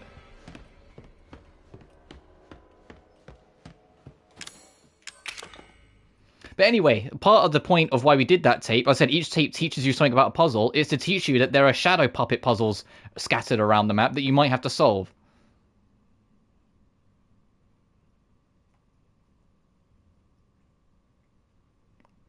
And the reason why I specify Arkham Asylum is because Arkham City and Arkham Knight, being more open world games, obviously bring in a different audience. But Arkham Asylum, although it's not quite a Metroidvania, it definitely has a lot of Metroidvania elements to it. There's a lot more based on exploring, figuring out small things in between, you know what I mean?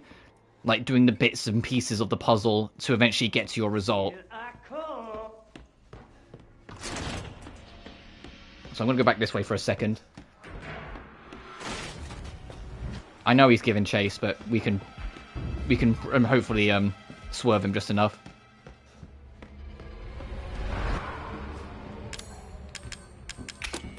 I mean, as in, there's a lot more of a focus on exploring your environment in the game. Also, if he wasn't after us, this alerts him to you, which is why I went for it now whilst he's already looking for us anyway, because it doesn't matter. There he is. Hey, buddy. Also, yeah, you may have noticed he actually moves slightly faster than you do, so if you just run from him in a linear fashion, he will fucking catch up. You have to put things in between you and him.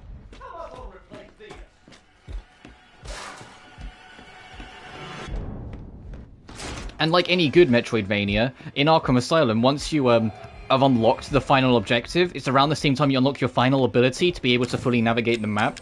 So instead of going to the final boss, you spend like the last couple hours, if you're into that sort of stuff, just running around the whole map again, picking up all the collectibles and power-ups and upgrades that you missed. Whilst in Arkham City and Arkham Knight, the much larger scale of those games makes it much more of a grind to get through at times. And I say this as someone that likes Arkham City specifically a lot. I love that game a lot. But I know it's not for everyone because of the much, much bigger scale, while still being very much in line with, like, how Arkham Asylum played. And the only reason I don't bring up Origins is because Origins is very much more of the same of City. Oh yeah, the psycho stimulants will make every item in the vicinity glow.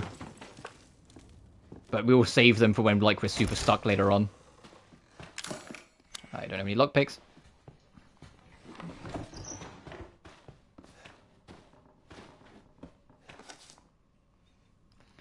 June 14th, vacationing husband and wife. The husband was a success. He's the 12th. Unfortunately, the wife was no good, so we'll just get rid of her.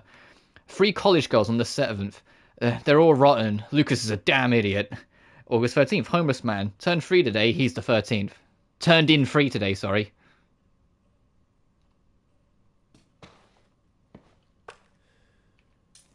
Why do you... Look at the reflect, like the shadow. Why does he hold everything like this?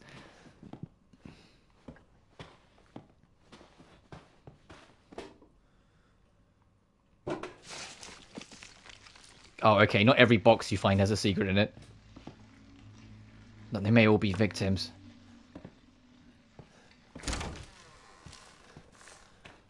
Oh, this looks inviting. What the? Oh, welcome to like the actual main like zombie enemies of the game when you're not dealing with the Baker family. This is the mold.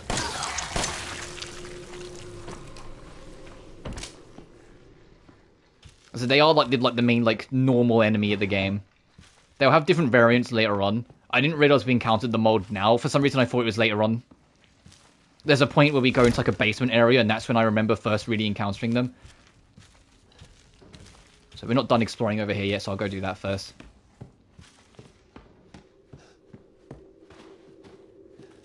I say that we're mostly done. I just want to kind of check everything. Oh, and there's the third, the bird door that has 2 heads.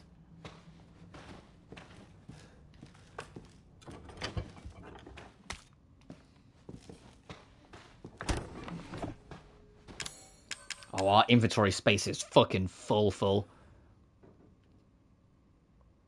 You might have noticed as well, quite evilly, you can only have so much ammo before it has to take up another slot. And he sounds like yeah. And you can only have 3 heals before an extra one has to take up another slot.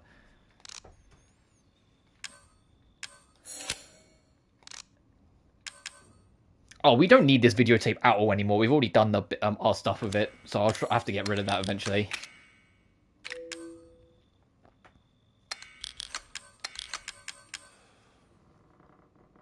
Then that the psychostimulants make it so like items will highlight in the environment. So if you really can't find anything and aren't sure what to do, you can pop one of them and it will highlight things like items. How to clean it? Yeah.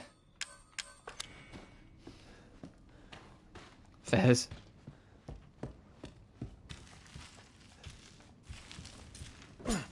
Okay, no. I didn't know it was going to be one of those things where like you could break open the deer thing and it will have something in it. I wish we had another lockpick so we could break these open. The stuff that requires a lockpick is never going to be key items for the record, so don't feel like you're missing out. It's always like bonus stuff. Like ammo or whatnot. Like ammo or heals. Like stuff that it doesn't matter if you don't have. But it's also just kind of nice to have.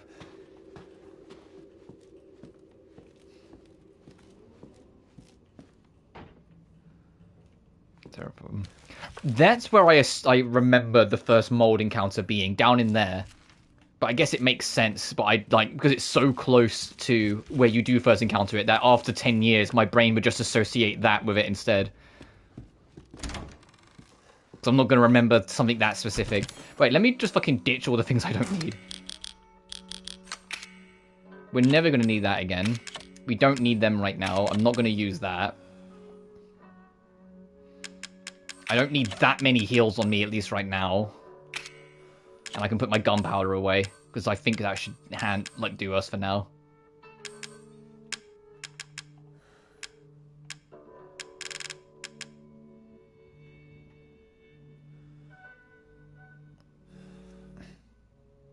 Think entirely comedy special about cleaning jokes involving mold affairs. Dear Courtney, those bastards are looking for me, but maybe this gives you a chance to escape. To escape, you have to find the release shaped like dog heads. We already found 2 of them. I saw one of the heads in the discretion room underground. Get it and get out of there. There's our save. Also, yeah, what the music you can currently hear is RE7's save room theme. So you know you are completely safe in here.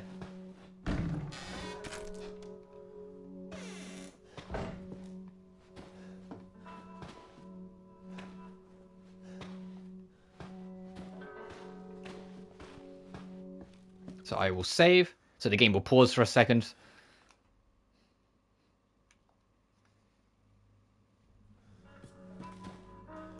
Yeah, we don't have a lockpick for that. Oh, and just like in classic RE, this storage box, they're all linked. So don't worry about having to come back to this box if you want to pick up certain things or whatever. If you find another box, it will be all in there. The only game that doesn't really do that, that's also like the survival horror stuff with RE, I believe is Zero. But Zero isn't a part of like my journey. My intention with RE, like in terms of like my journey through it, was to do all the main entries, which is why we also did Code Veronica, because I consider that a main entry. Barring Zero, just because I don't like Zero. But at some point in the future, I want to do another cycle. It won't be straight away once I'm done with Village, but I want to do another cycle where I cover some of like the side titles. Like I'll cover Zero. I'll cover the PS1 original version of RE1 because I think that would just be fun to go back to, especially because it has save states anyway. So if we really fuck it up, we can find a way through more forcibly.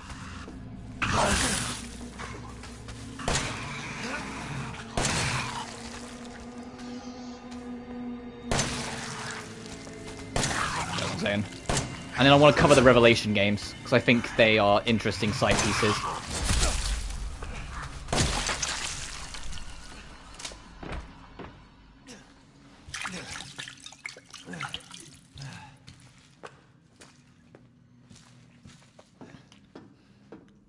And then that's probably about as far as I'll go. I'm not interested in covering shit like Umbrella Corps, or Operation Raccoon City, or... oh, fucking hell. But you know, like, or like some of the other stuff, like I'm happy kind of covering those ones and then being done with it. Lucas, I caught the guy that keeps trying to escape. I've locked him up in the leftmost incinerator so he can't get away again. Take him out when he's ready. You know how to open the door, right, don't you? Just remember, 3 A's and a handprint. Do what you want with his girl.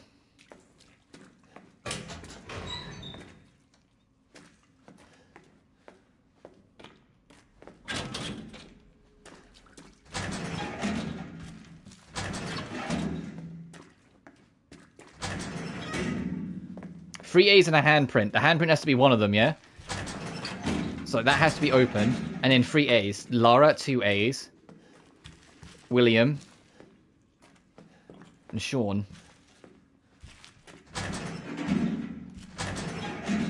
And then this should open. Fuck.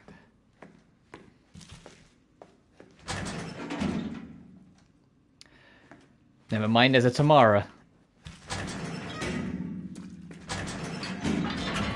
Now this will open. Which releases a flesh monster, because of course it does. Or the mold.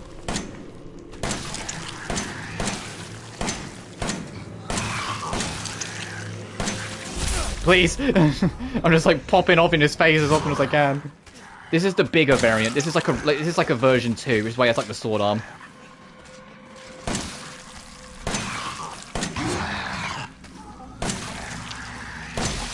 There we go.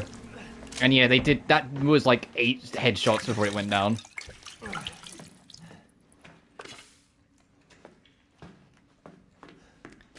Anyway, in here's a key.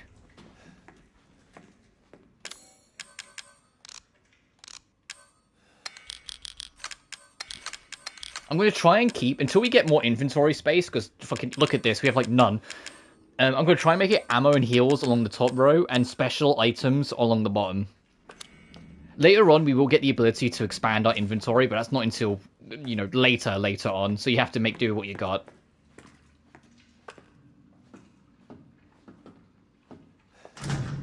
Look from the other side.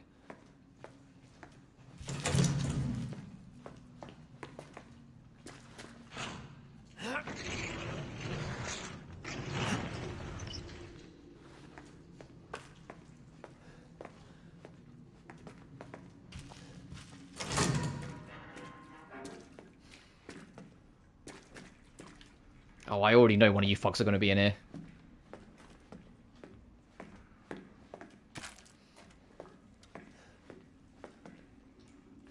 Also, like, although it's not for a bit, there is a specific point later on where my memory does start to blank about what I do and don't remember about this game. Like, I remember some things, but there is a... Can maybe describe it as like a crutch point, whereas like after a while, I'm like, I don't remember. And to give you that answer is after we leave.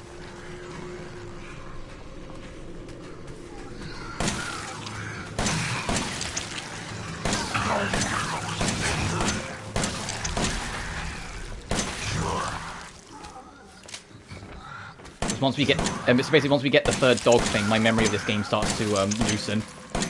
Can you please go away? I kind of sprayed and prayed a little there, but we got there.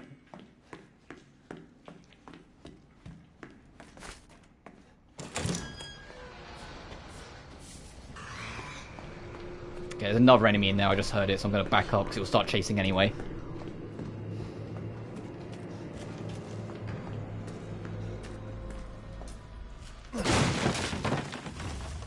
Oh, and we got the map of the area. We can unlock this too, so it's the other side of where we were. There's the Scorpion key, so we can now open Scorpion doors.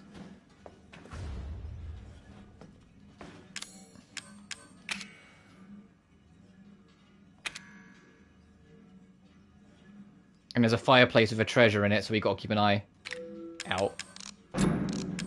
But we got one of the keys. And we also picked up a lockpick, so we can actually get some loot later on.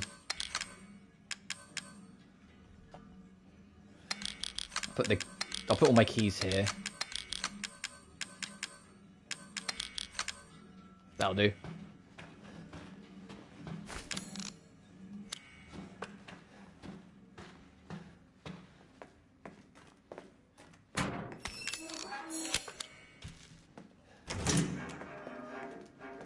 Oh, do I want to go this way?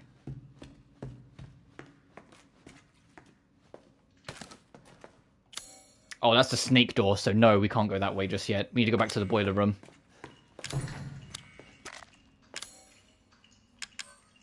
Oh, we got a psychostimulant.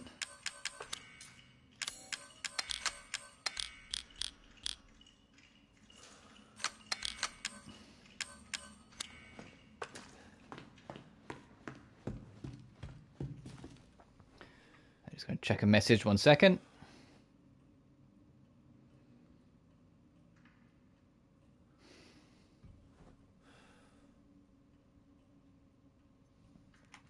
There we are.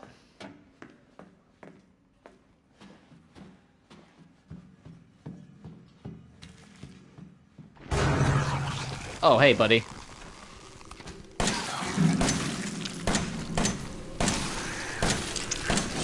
Ow. Yeah, there's a game saying, hey, you know you can guard these attacks. Yeah, I know, sometimes I forget in the heat of the moment, but I'll try and get better with the... Guarding, as you can imagine, because you're just doing this, doesn't negate the damage. It just makes it not as vicious. It lowers it. That, I believe, is locked on the other side, if I remember. Yeah, so we can't open that. What we can do, though, before I proceed, since we've unlocked the shortcut back round anyway, is... go save again. Oh, well, he's going to be annoying about it, but we'll try.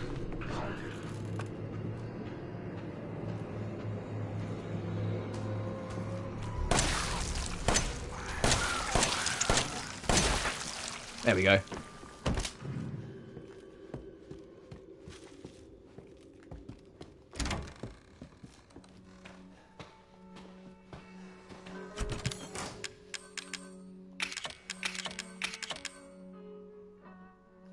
We do need that key. We will eventually need that, so I'll keep that with us for now.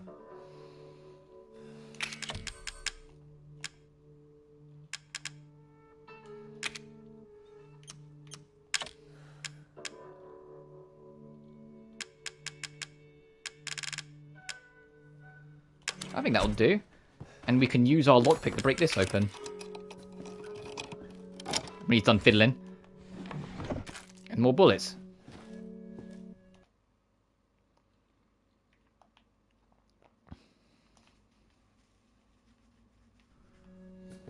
I think on my blind playthrough, it took me something like 14 hours to beat this game. I doubt it will take me as long in total for this, just because even if I don't remember everything, there'll be bits and pieces that come back to me. But yeah, this is a longer RE game than, like, you might be used to. It's not RE6 long. Like, I know, like, if you know what you're doing, you can get this game done in, like, 4 or 5 hours. In fact, speedrunners get it done in, like, under 2. Oh, I need to go to the boiler room. I've just completely gone the wrong way. RE6 is still the longest, because even if you're speedrunning it, it's still like 9 to 10 hours, which is a tragedy that the considered worst RE game is also the longest game in the series. It's like, fucking, just torture me more, why don't you?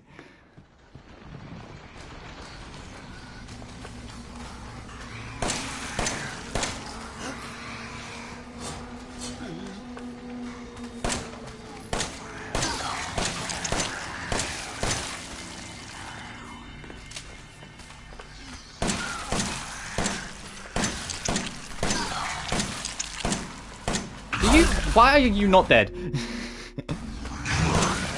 There are so many of you fucking got we're dead. The mob was like, yeah, I can ask you the same question. Why aren't you dead? Molded. Creatures are hard to kill. To stop them, you have to either take off their heads or completely tear their bodies apart.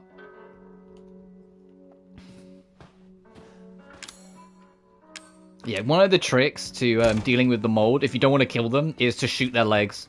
Because you can blast off their limbs. But just like any survival horror, you don't have to fight everything you come across. I'm just choosing to because I'm a maniac.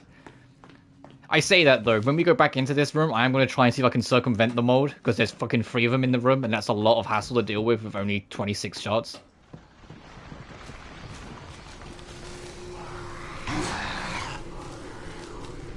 I do want that though.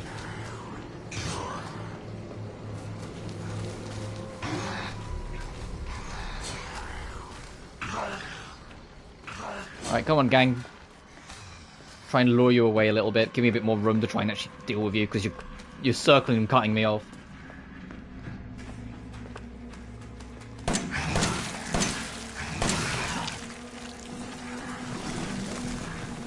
Oh, we got too far away, so they despawned.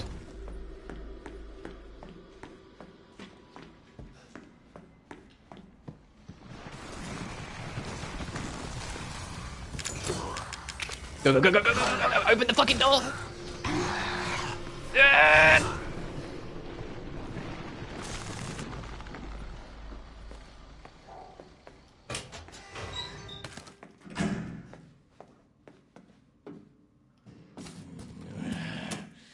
I was gonna be your father. Now she says he will be her father. No, no, no, no, no, no, no. I'll find him. Also, the cop's on the wall now. That cop from earlier, you can see him pinned to the wall. You, my friend, will help me.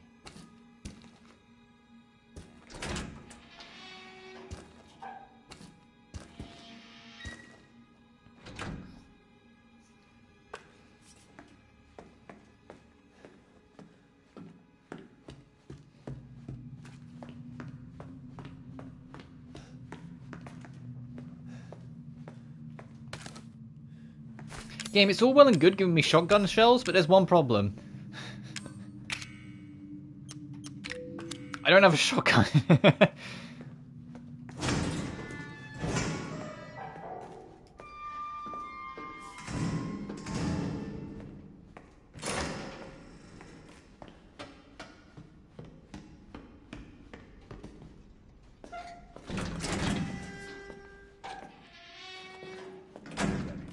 Poor deputy.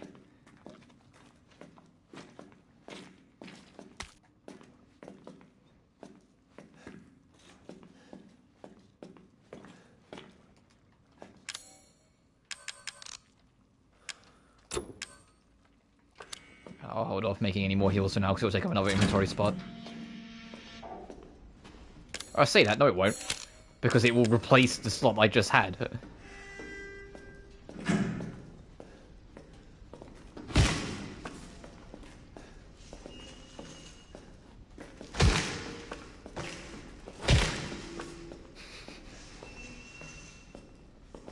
Gee, I wonder if that's a trap, it just lingering on the edge like that.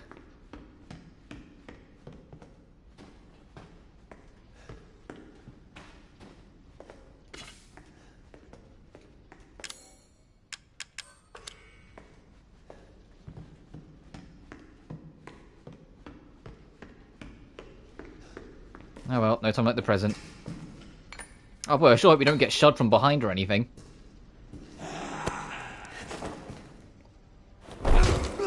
He's like, what are you, a fucking idiot? What was you expecting to happen here?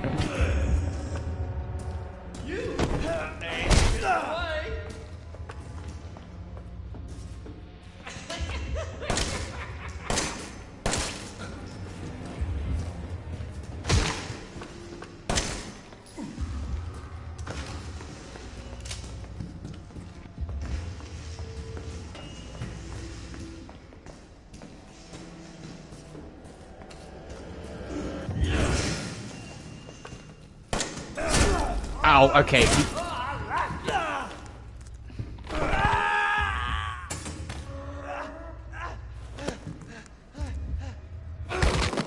Oh, well.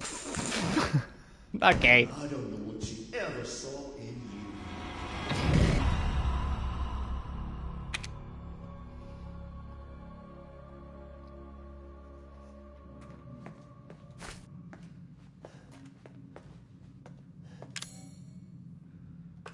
Where's it put us? Okay, oh, I put it right outside this section. Okay.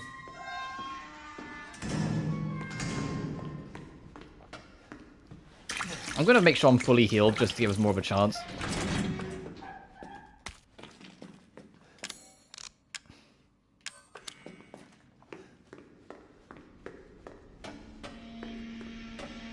I'm gonna get that gunpowder again from downstairs.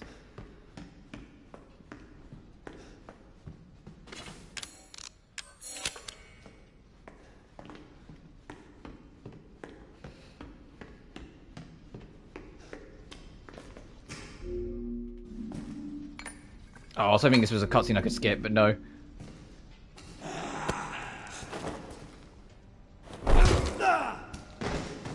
Just before we continue on, my headset's getting staticky, so 1 second, guys.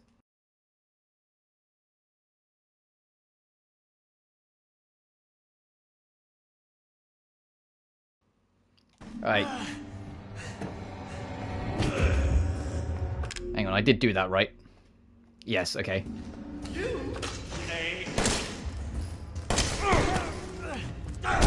Ow.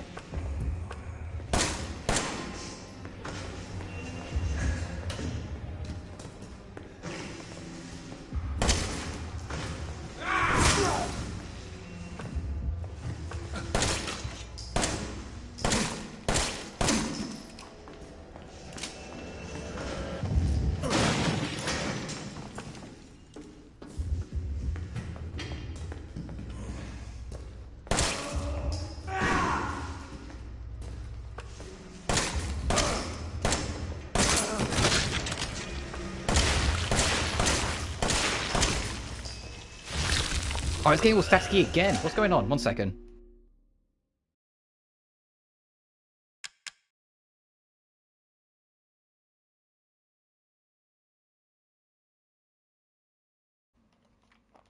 Right, sorry about that.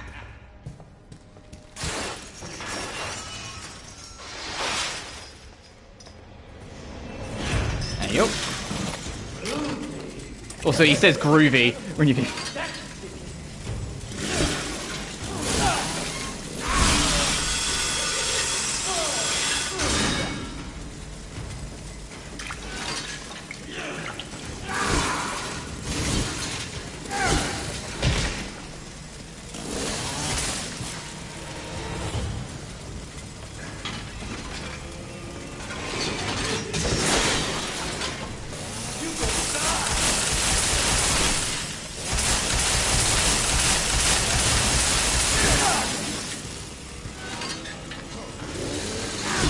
Back up and wait.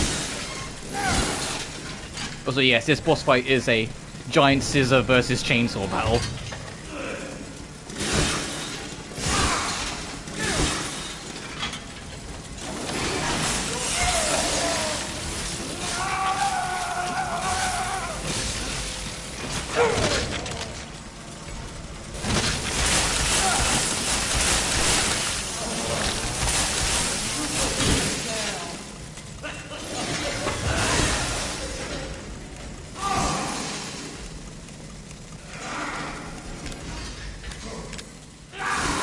it doesn't pause the game. I was like, I wanted to quickly check my inventory.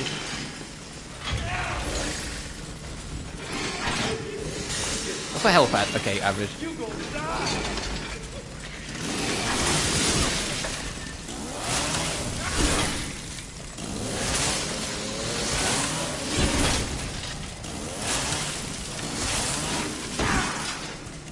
Now I'm gonna heal.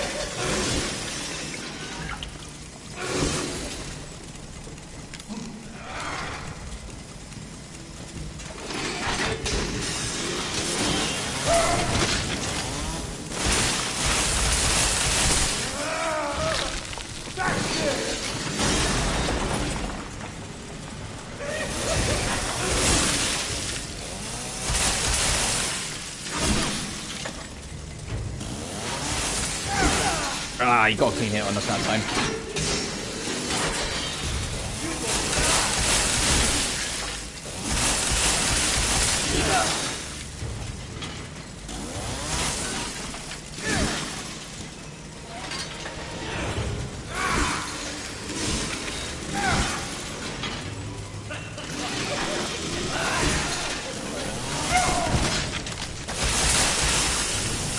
I think we're done.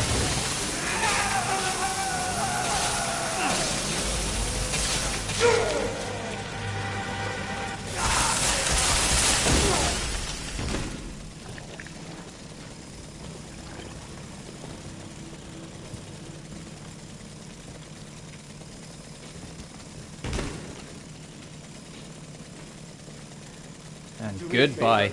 And stay dead. Yeah, not quite the one-liner.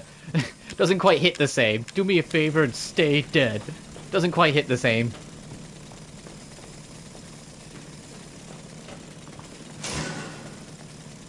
But we can use a chainsaw to break ourselves out of here. And of course, because having a chainsaw with us for the whole game would be a little too powerful.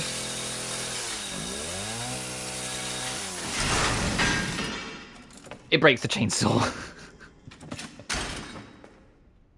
Because of course it does. What, did you think your your cool chainsaw was gonna last you the whole fucking game? No.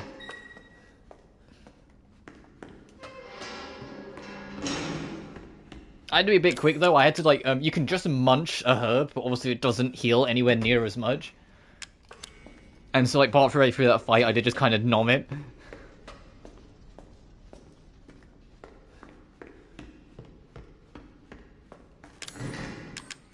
Oh, we have to go. Do we have to go back to where we came? I just want to double check whilst I'm here. I should have checked on that table where we nabbed the chainsaw. Which also, yeah, if you notice, as soon as he went to go get the blade, I lingered right next to him solely so I could take the fucking chainsaw. It was immediate. I was like, I'm taking that. I should actually check this table with the key, if there was a key on here. Because I only really looked for the chainsaw. No, it doesn't seem to be. Oh, there is a free fucking first aid there. That would have been nice to... Nah, that's alright, I'll take it.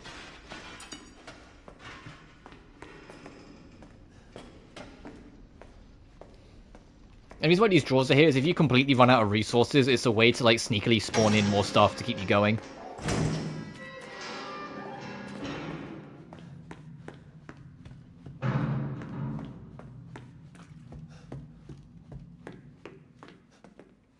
I feel like there was something you could do with that deputy, for a secret item or something. I'm actually going to go back and double check just to be sure.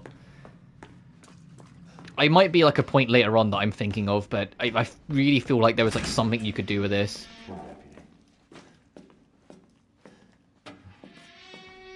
No, I'm going to assume it's something else then. There's a point where there's a dead body strung up, and you have to reach into it to get something. And I was thinking it was that one, but it might be another one later on. Because, that's a completely normal thing to do. Fucking James Sunderland special is putting your hand into things you really shouldn't. Oh, strong chem fluid, so we can make stronger first aids. Or enhanced bullets. I'll make one strong heal. The strong heal, if you can imagine, would be a full heal no matter what.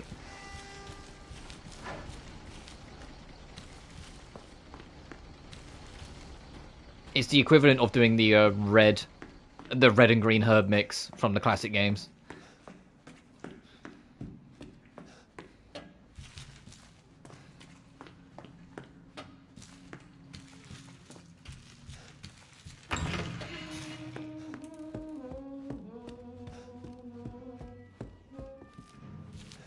And there's that granny again.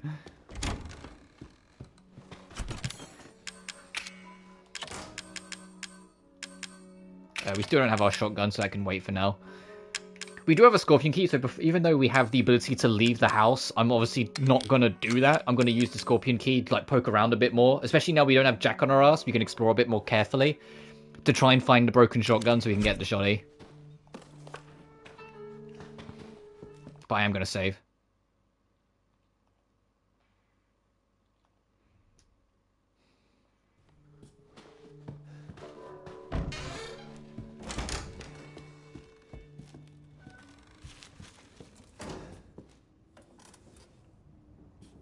Bye, old dearie.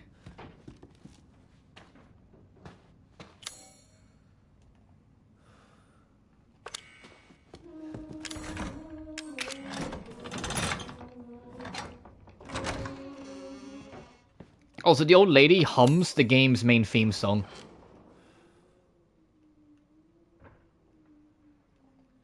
She hums Go Tell Aunt Rhody.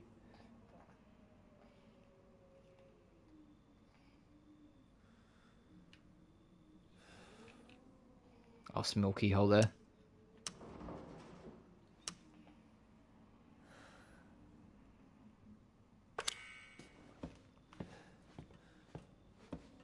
Okay, that's for that. Is that really... Do we really not get the broken shotgun here? Is it really late? Is it really later on? I would have thought with all the shotgun shells it's giving me... I'm going to poke my head around, but I would have thought with all the shotgun shells it was giving me. Thanks, we need the snake key. We will are going to come back, if you can believe it. Just like in any classic RE, you do have to backtrack eventually, but I just want to poke around one more time, just check everything. That's also snake key.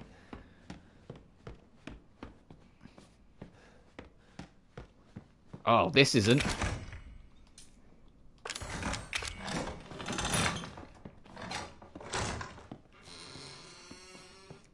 Hey, there's our broken shotgun.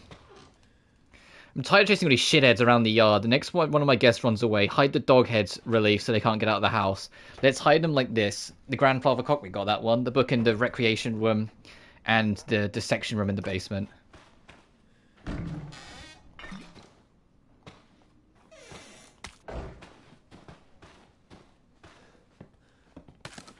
But now we get to play the game, Chad. Do we... go for the short term and pick up the weaker but more ammo carrying shotgun now, or do we play the long game and wait until we get the stronger but less ammo carrying shotgun later? Anyway, dear Mrs. Baker, how have you been feeling recently? It's been a long time since you came in for your last checkup. I'm writing to tell you that I finished examining your x-rays. Those dark areas in your cranium are fungus-like structures that seem to be related to mold. The hallucinations and noise you said you've been hearing may be related to these growths. If your symptoms are due to a fungal parasite, it must be removed before it's too late. I don't mean to scare you, but I am seriously concerned for your health. Please come to the hospital as soon as you read this letter. As your doctor, I strongly recommend you undergo further tests. Crawford Lang, the Dolby General Hospital.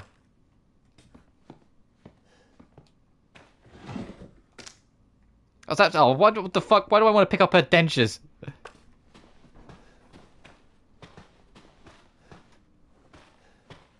there anything else in here?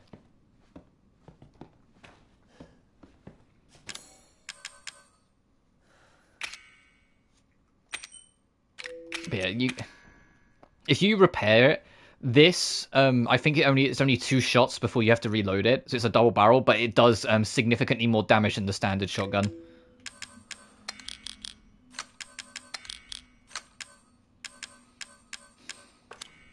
I think I'll just pick it up. Worst case scenario, if we get the ability to repair the broken shotgun, we can fucking come back.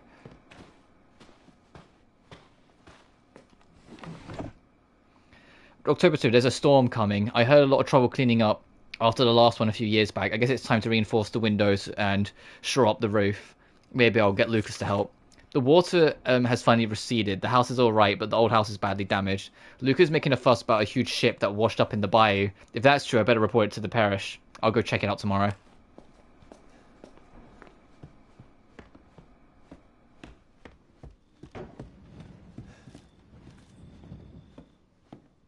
And we don't have any more lockpicks, so we can't get this open right now.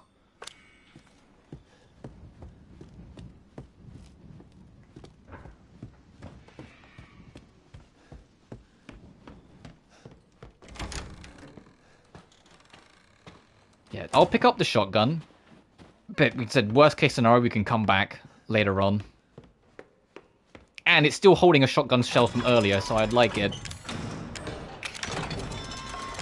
Only trouble is the shotgun takes up 2 slots, so it kind of now looks a bit awkward, but we'll figure this out.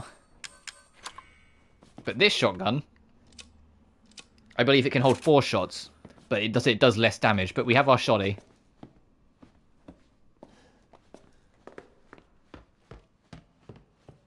But if we find a repair kit, we will return. Over 20 missing in 2 years. Captain Howell from the state police told reporters that have started a search for Helen Midkiff, a college student from North Carolina who is traveling to Louisiana. Miss Midkiff hasn't been heard of since the night of the 21st. Reports of missing persons in South Louisiana has increased dramatically in the past 2 years. The majority of these people are tourists and vagrants. At least 20 people are thought to have gone missing so far. Police suspect foul play and believe there may be a connection between the incidents. Plans are in place to set up a local interrogation and increase personnel to further the investigations. Elisa Ashcroft, January 19th, 2016. Rip Demir just found out. Plus, I feel like, have we had this discussion before, or was that with the PS4 version? I feel like I remember us talking about this before, that like you couldn't do it on like one of the versions of the game.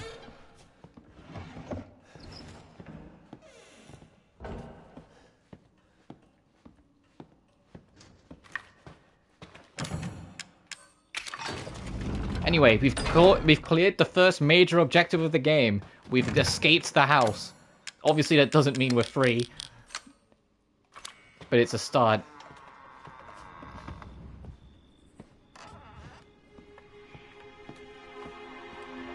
Put this up before, but I was searching for it. But I just got definitive confirmation. Oh, fair enough. Also, the trophy you unlock for leaving the house is called You're Not Getting Away. Because obviously, if we could just leave now, this would be a very fucking short game.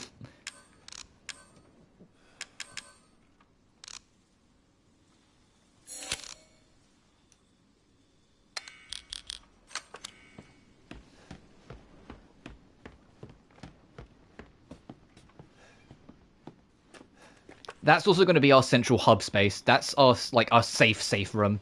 It's right in the middle of this map. Because if we go to... Oh, this is still for inside, right? Basically, every area in this game, this is in the middle of it. Like, that's level 3, basically.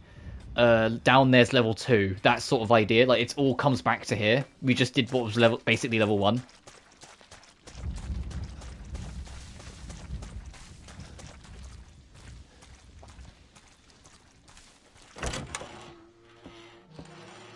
But this is our safe room.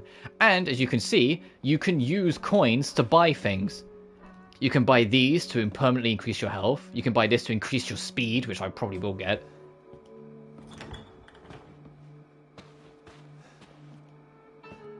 Because that's vaguely cleaner. But over here, you can get the Magnum.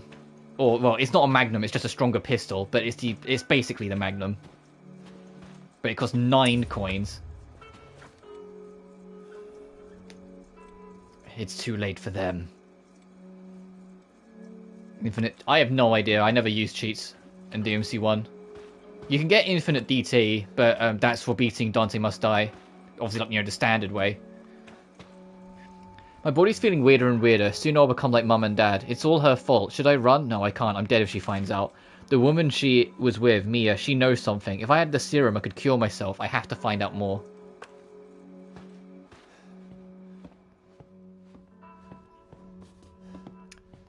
Fucking weird place to put a toilet. Also, the broken handgun. Similar to this one, the broken handgun is stronger than this. Like the one that we've currently got. But if you get the repair kit, as tempting as it may be, fucking don't use it on the gun. Don't use it on this. Your handgun is fine. You don't need to replace it with that. Keep the repair kit and take it back to the fucking shotgun.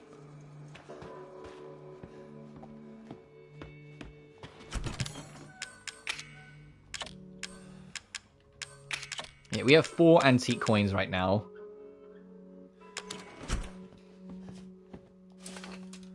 maybe it's Zoe's. I just fucking casually found her bra. Yeah, this is where Zoe was hiding out.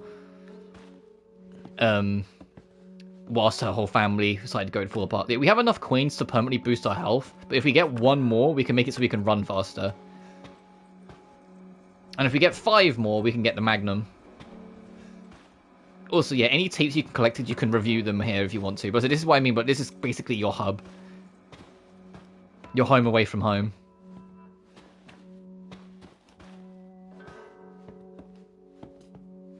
I don't think there's anything else. I was just kind of double checking. I'll save and then we'll head off.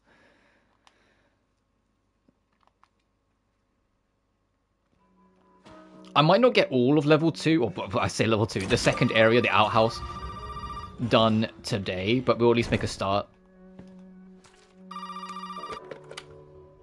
You made it. You're the first I've ever seen make it this far. So what is it you need me to do? Is it gonna help me get out of here? Yes. Now listen carefully, Ethan. My family and our bodies are contaminated. I can't leave the property unless I get it out. And the same goes for Mia. Is there a way to get it out? We need the serum. It should clear whatever this stuff is out of the body. As long as you're not too far gone. Alright, so where is it? If I knew where one was, I'd already be long gone. But I have a feeling my mother has hidden some inside the old house somewhere. So if we get this thing, I can help Mia and we can get out of here? Right. And so can I. The old house is near the water. You can't miss it. Alright. I just hope you can handle my mother. Your mother? Be careful. They'll be looking for you. Well, we've dealt with Daddy-O, so we can deal with Mummy-O.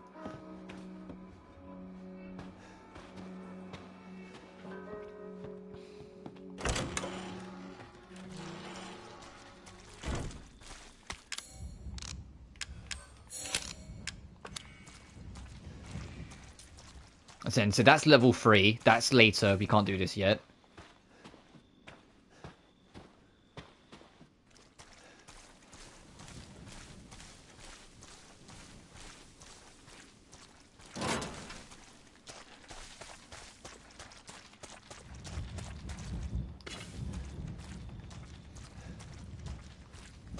I imagine there is probably a collectible out here somewhere as well, but fuck if I know where it is.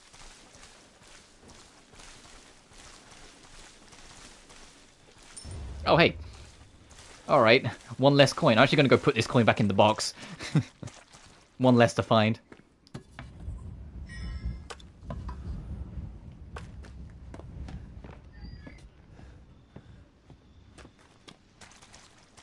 I know there's enough coins for you to get everything.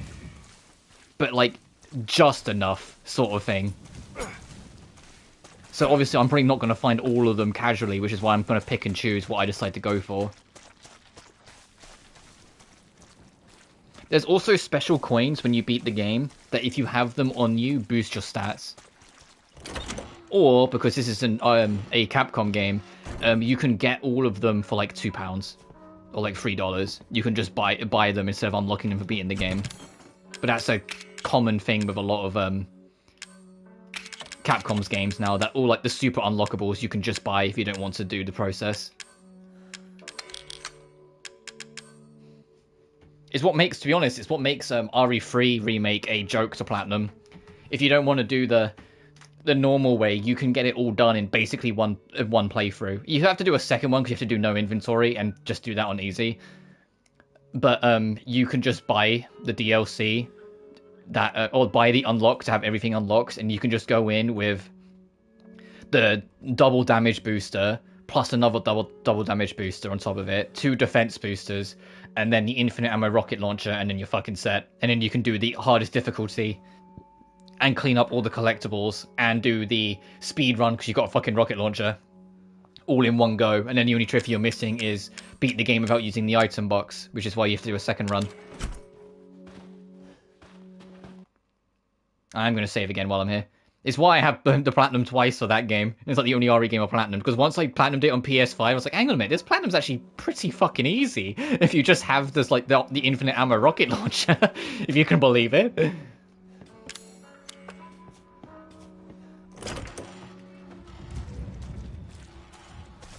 There are a couple of RE games I'd love to platinum at some point. I'd love to do RE2 remake at some point, but it is what it is. I just have to get good at the bonus mode, the Fourth Survivor. Also, this is for level 2. This is to go towards Marguerite, who we got a teaser for in that second videotape. If I remember rightly, there's 4 tapes.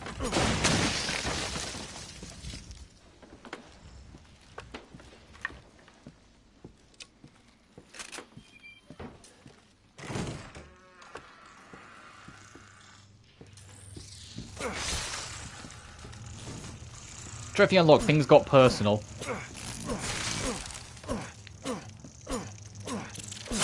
Ow, bitch.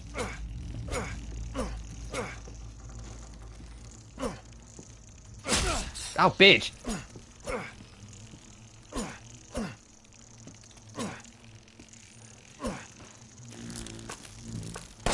Fuck you. What's that health at? It's like a plan for some sort of flamethrower.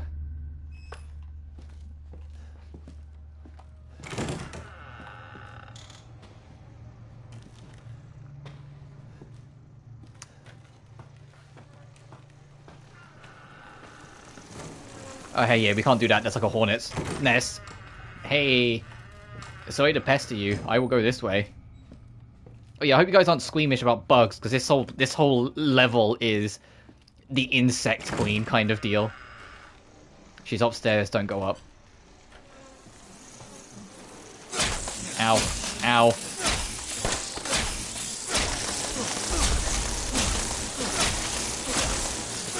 I'm gonna get fucking stung to death.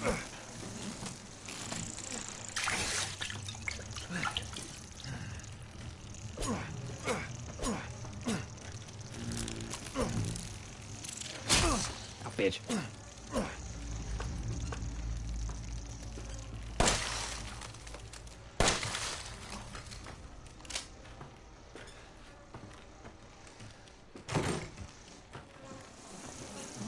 Yeah, you're absolutely not going to let me get to that toolbox. Ow, fuck! Hey, fucking go away!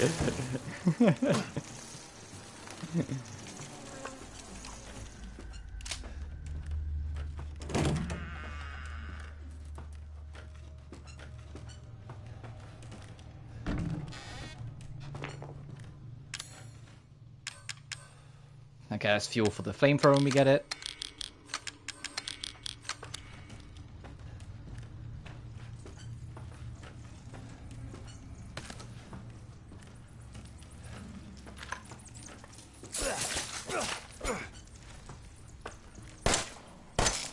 Can't do that.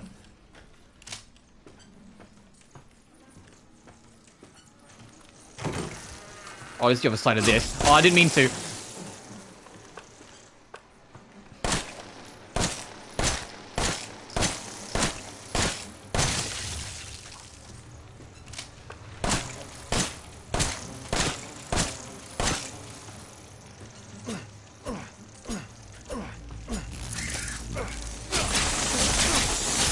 Fuck off!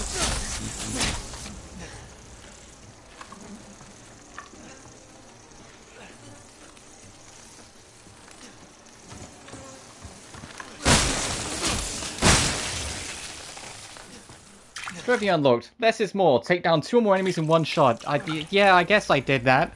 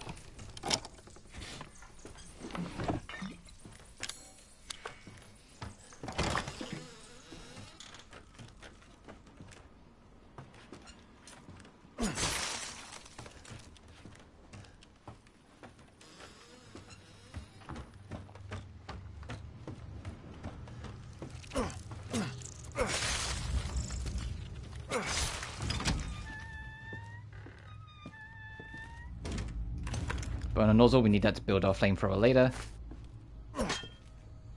Because yeah, you can't just have the flamethrower, you have to build it.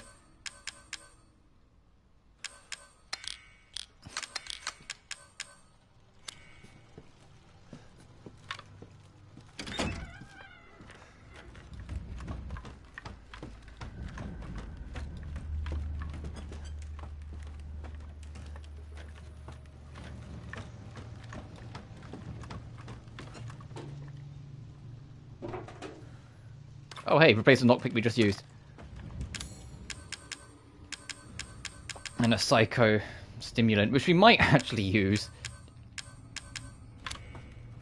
If we need to, just to help make room if anything else.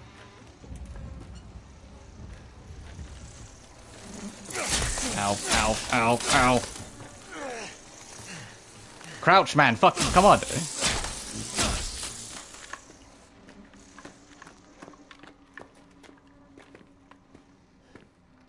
No. Om and om, give me the coin.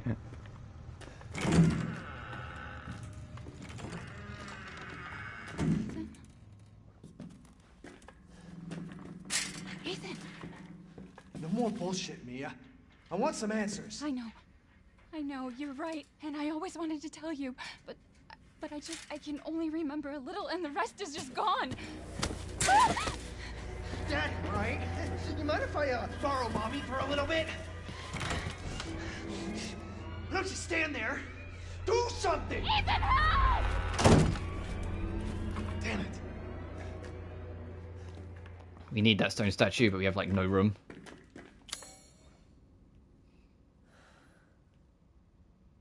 There's a door over there we haven't checked. I just need to find a fucking storage.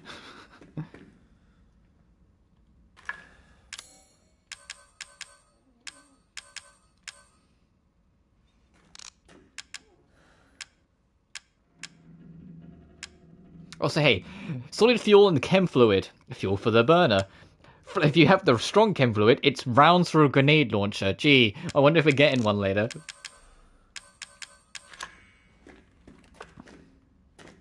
Yeah, we can't pick up this key item right now because we just don't have the fucking room. I could waste this. Actually. Yeah, there we go. So we at least have it.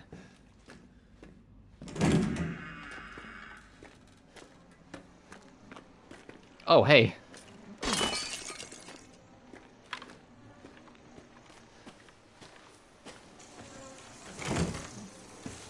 the fuck out! Okay, I guess we're going the other way then.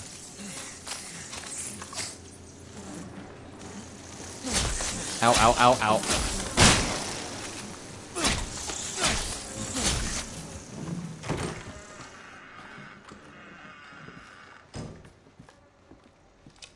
I keep on going to press R1 to reload like it's fucking Hitman, and that's heal. So I'm trying to like force myself like, no, don't waste a heal.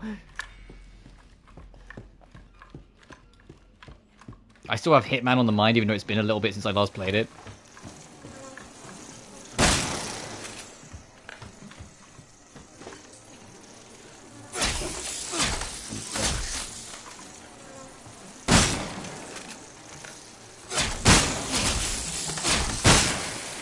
Get out of here. Oh my fucking god! I just want the herb.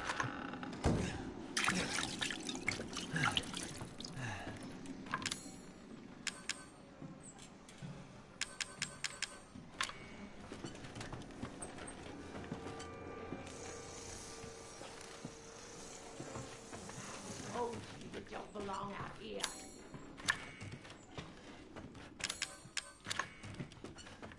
That worked out.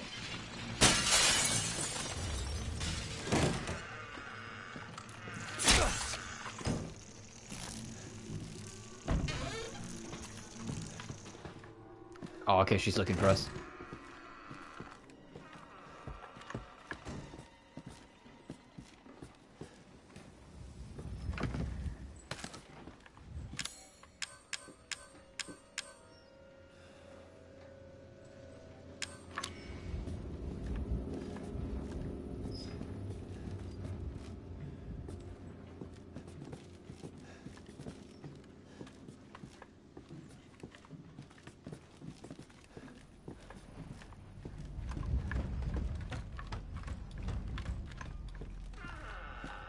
Oh, safe room, finally. Also, more importantly, we can now carry more items. Yeah.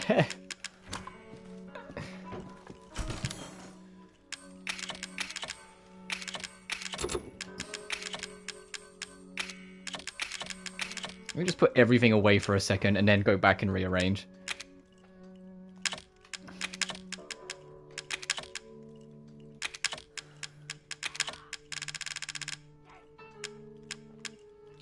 I don't think we need the scorpion key right now. I think that's only for the house, so I can leave that.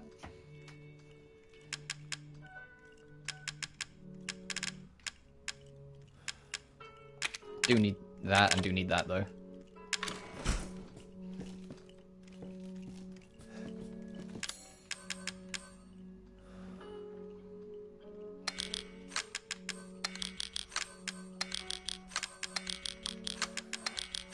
Yeah, that'll do.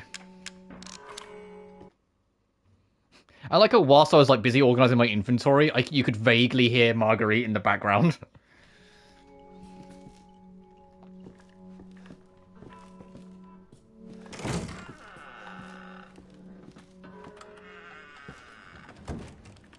Has she gone away yet? Or is she still checking out this area?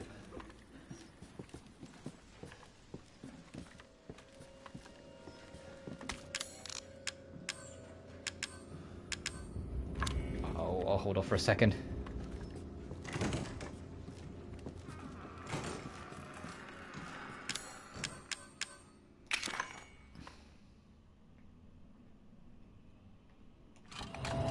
Oh wow, I solved that one pretty quick. I mean, we did it before, but still.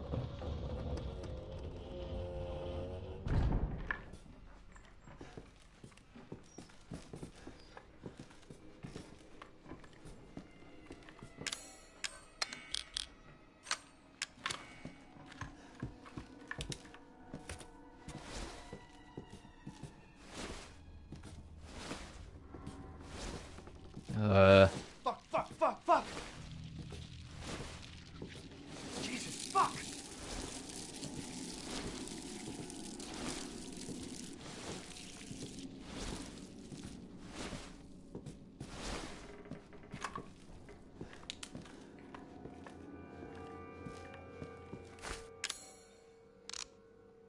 I've got 3 herbs. I can make 1 fucking extra heal.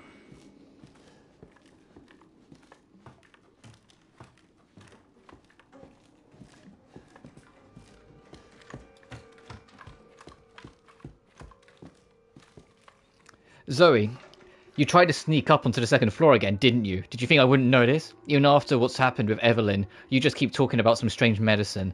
And what are you planning to do with my altar? You better keep those sticky fingers off of it. Nobody touches my sacred altar. You think your father and I are idiots, you spoiled, pathetic child? I wish you'd never been born. Unforgivably pathetic, yet always looking down on us and trying to leave our home. And everything we've done for you, pathetic. Pathetic, pathetic, pathetic. If you ever touch my altar, I'll slice off your chest and serve it up on the... as pot roast.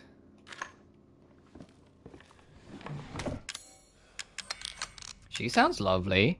I'm gonna make some fucking flamethrower fuel for later.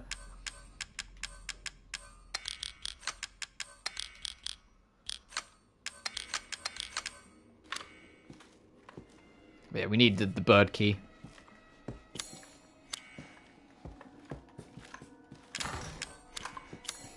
Right, there we go. I wanted it marked on the map.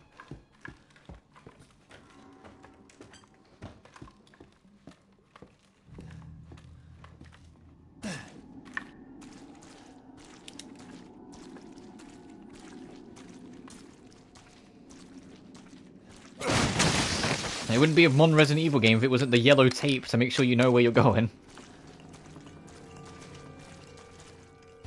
But we need that crank, so we'll be taking that. We need that for the bridge. Alright, now we're just going to go back the way we came and nothing bad's going to happen. Just don't worry about me readying my shotgun.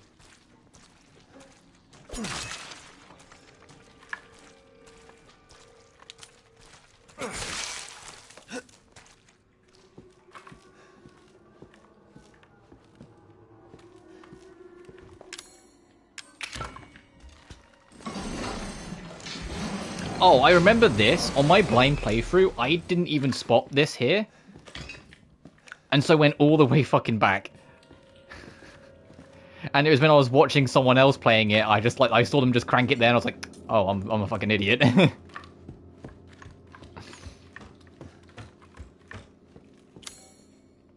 I would like to, before we get too much... Before we go over there, is get back to our safe room. So we need to go through the guest room to the gallery.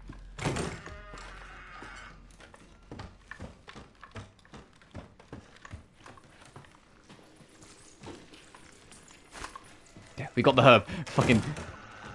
Oh my god.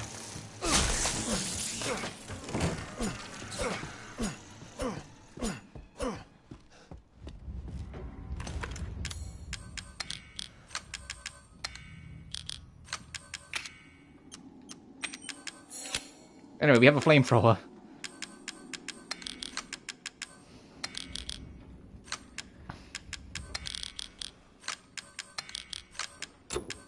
That'll do.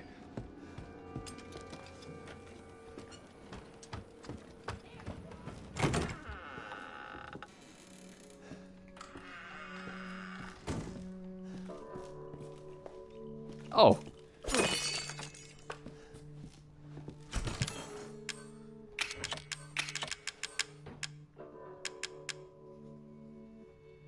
Six coins. 3 more, we can get a magnum.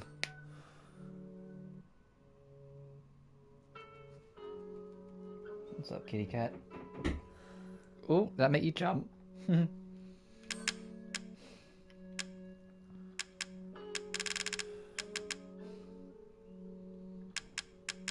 I don't think we need the scorpion key for anything in here. But I might take it with us just to be safe. Because we've got, you know, a little bit more room now. Yeah, just to be safe, I'll chuck it there. We might not, but you never know.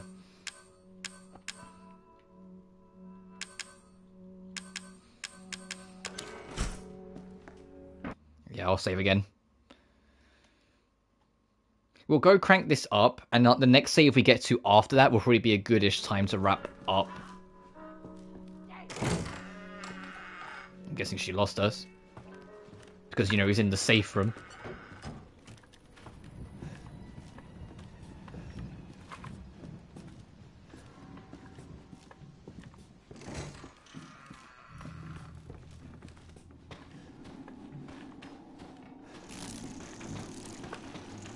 There are so many fucking bugs.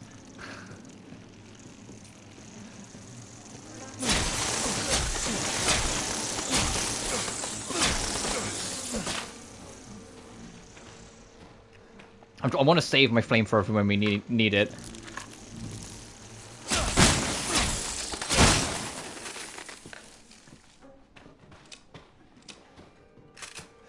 How are we doing on health?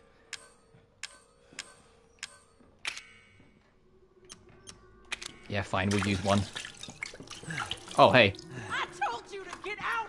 It's mine!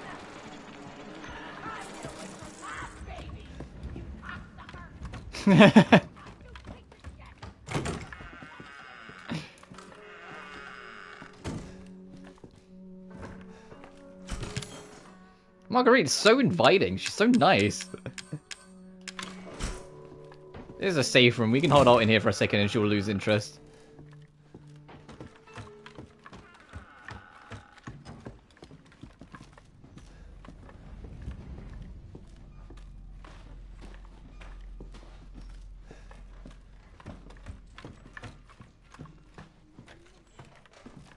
Oh, she's in the way. Of course she is.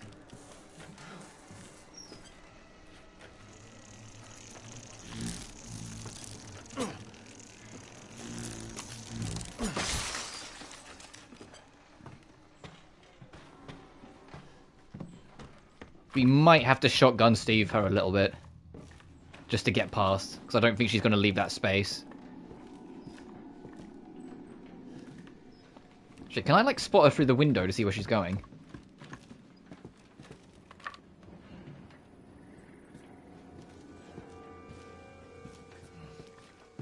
It's very limited fucking view. I'm gonna head out. Alright, no worries, dude. So I'm gonna wrap up next save anyway.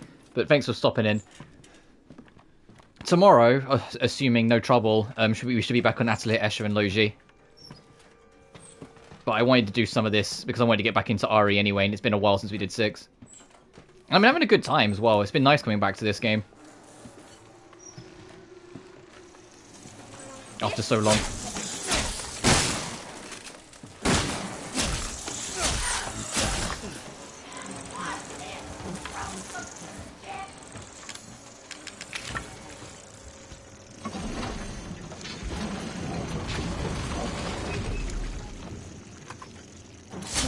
Oh, bitch.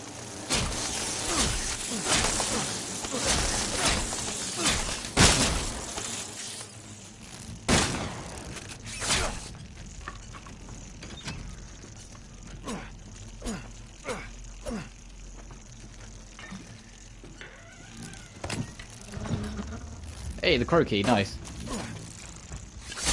Ah, fucking what?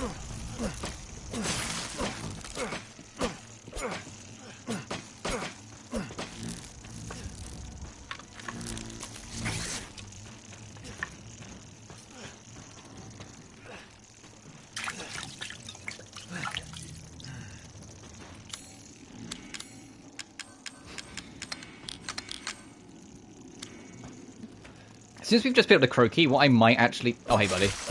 What I might actually do is try and go back to that save room again. And then wrap it there, because then we can make progress next time. So I know once again... Oh, hell yeah. Once again, these streams on the shorter end, but with my back being the way it is, I don't want to push it.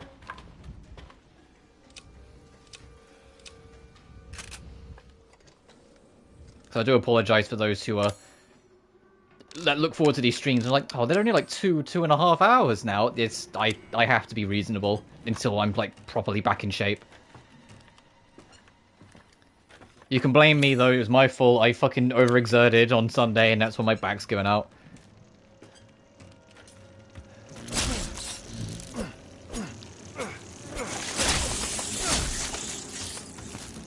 Right, do you think she's still going to be right here? Or she fucking got the hint and no. Excuse me.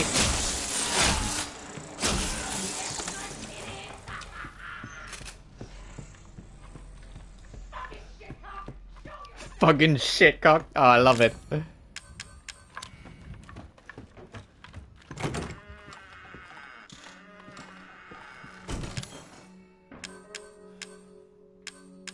I don't think we're done with the crank yet, so...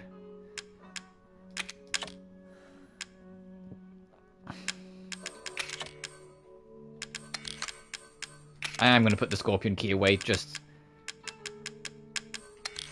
to make the assumption.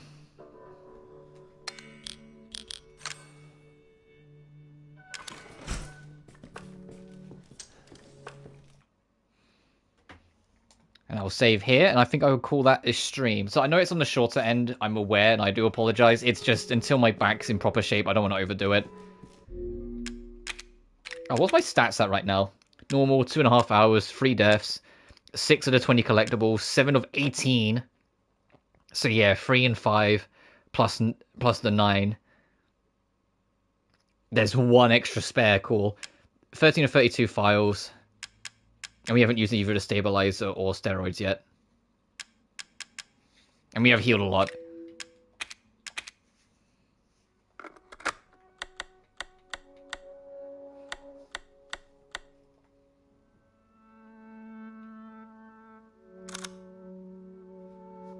Oh yeah, banned footage is the extra stuff. Not a Hero is the main DLC, Endozoe's main DLC. These two are extras as well, which we'll worry about later. What's in more? Oh, okay, that usual stuff. But that'll do from me, for now. As always, thank you all so much for watching. Remember to like and subscribe if you haven't already, it genuinely helps the channel grow. Additionally, you can find my BlueSky and my Patreon in the description of every single video. But until then, you guys take care now. Peace.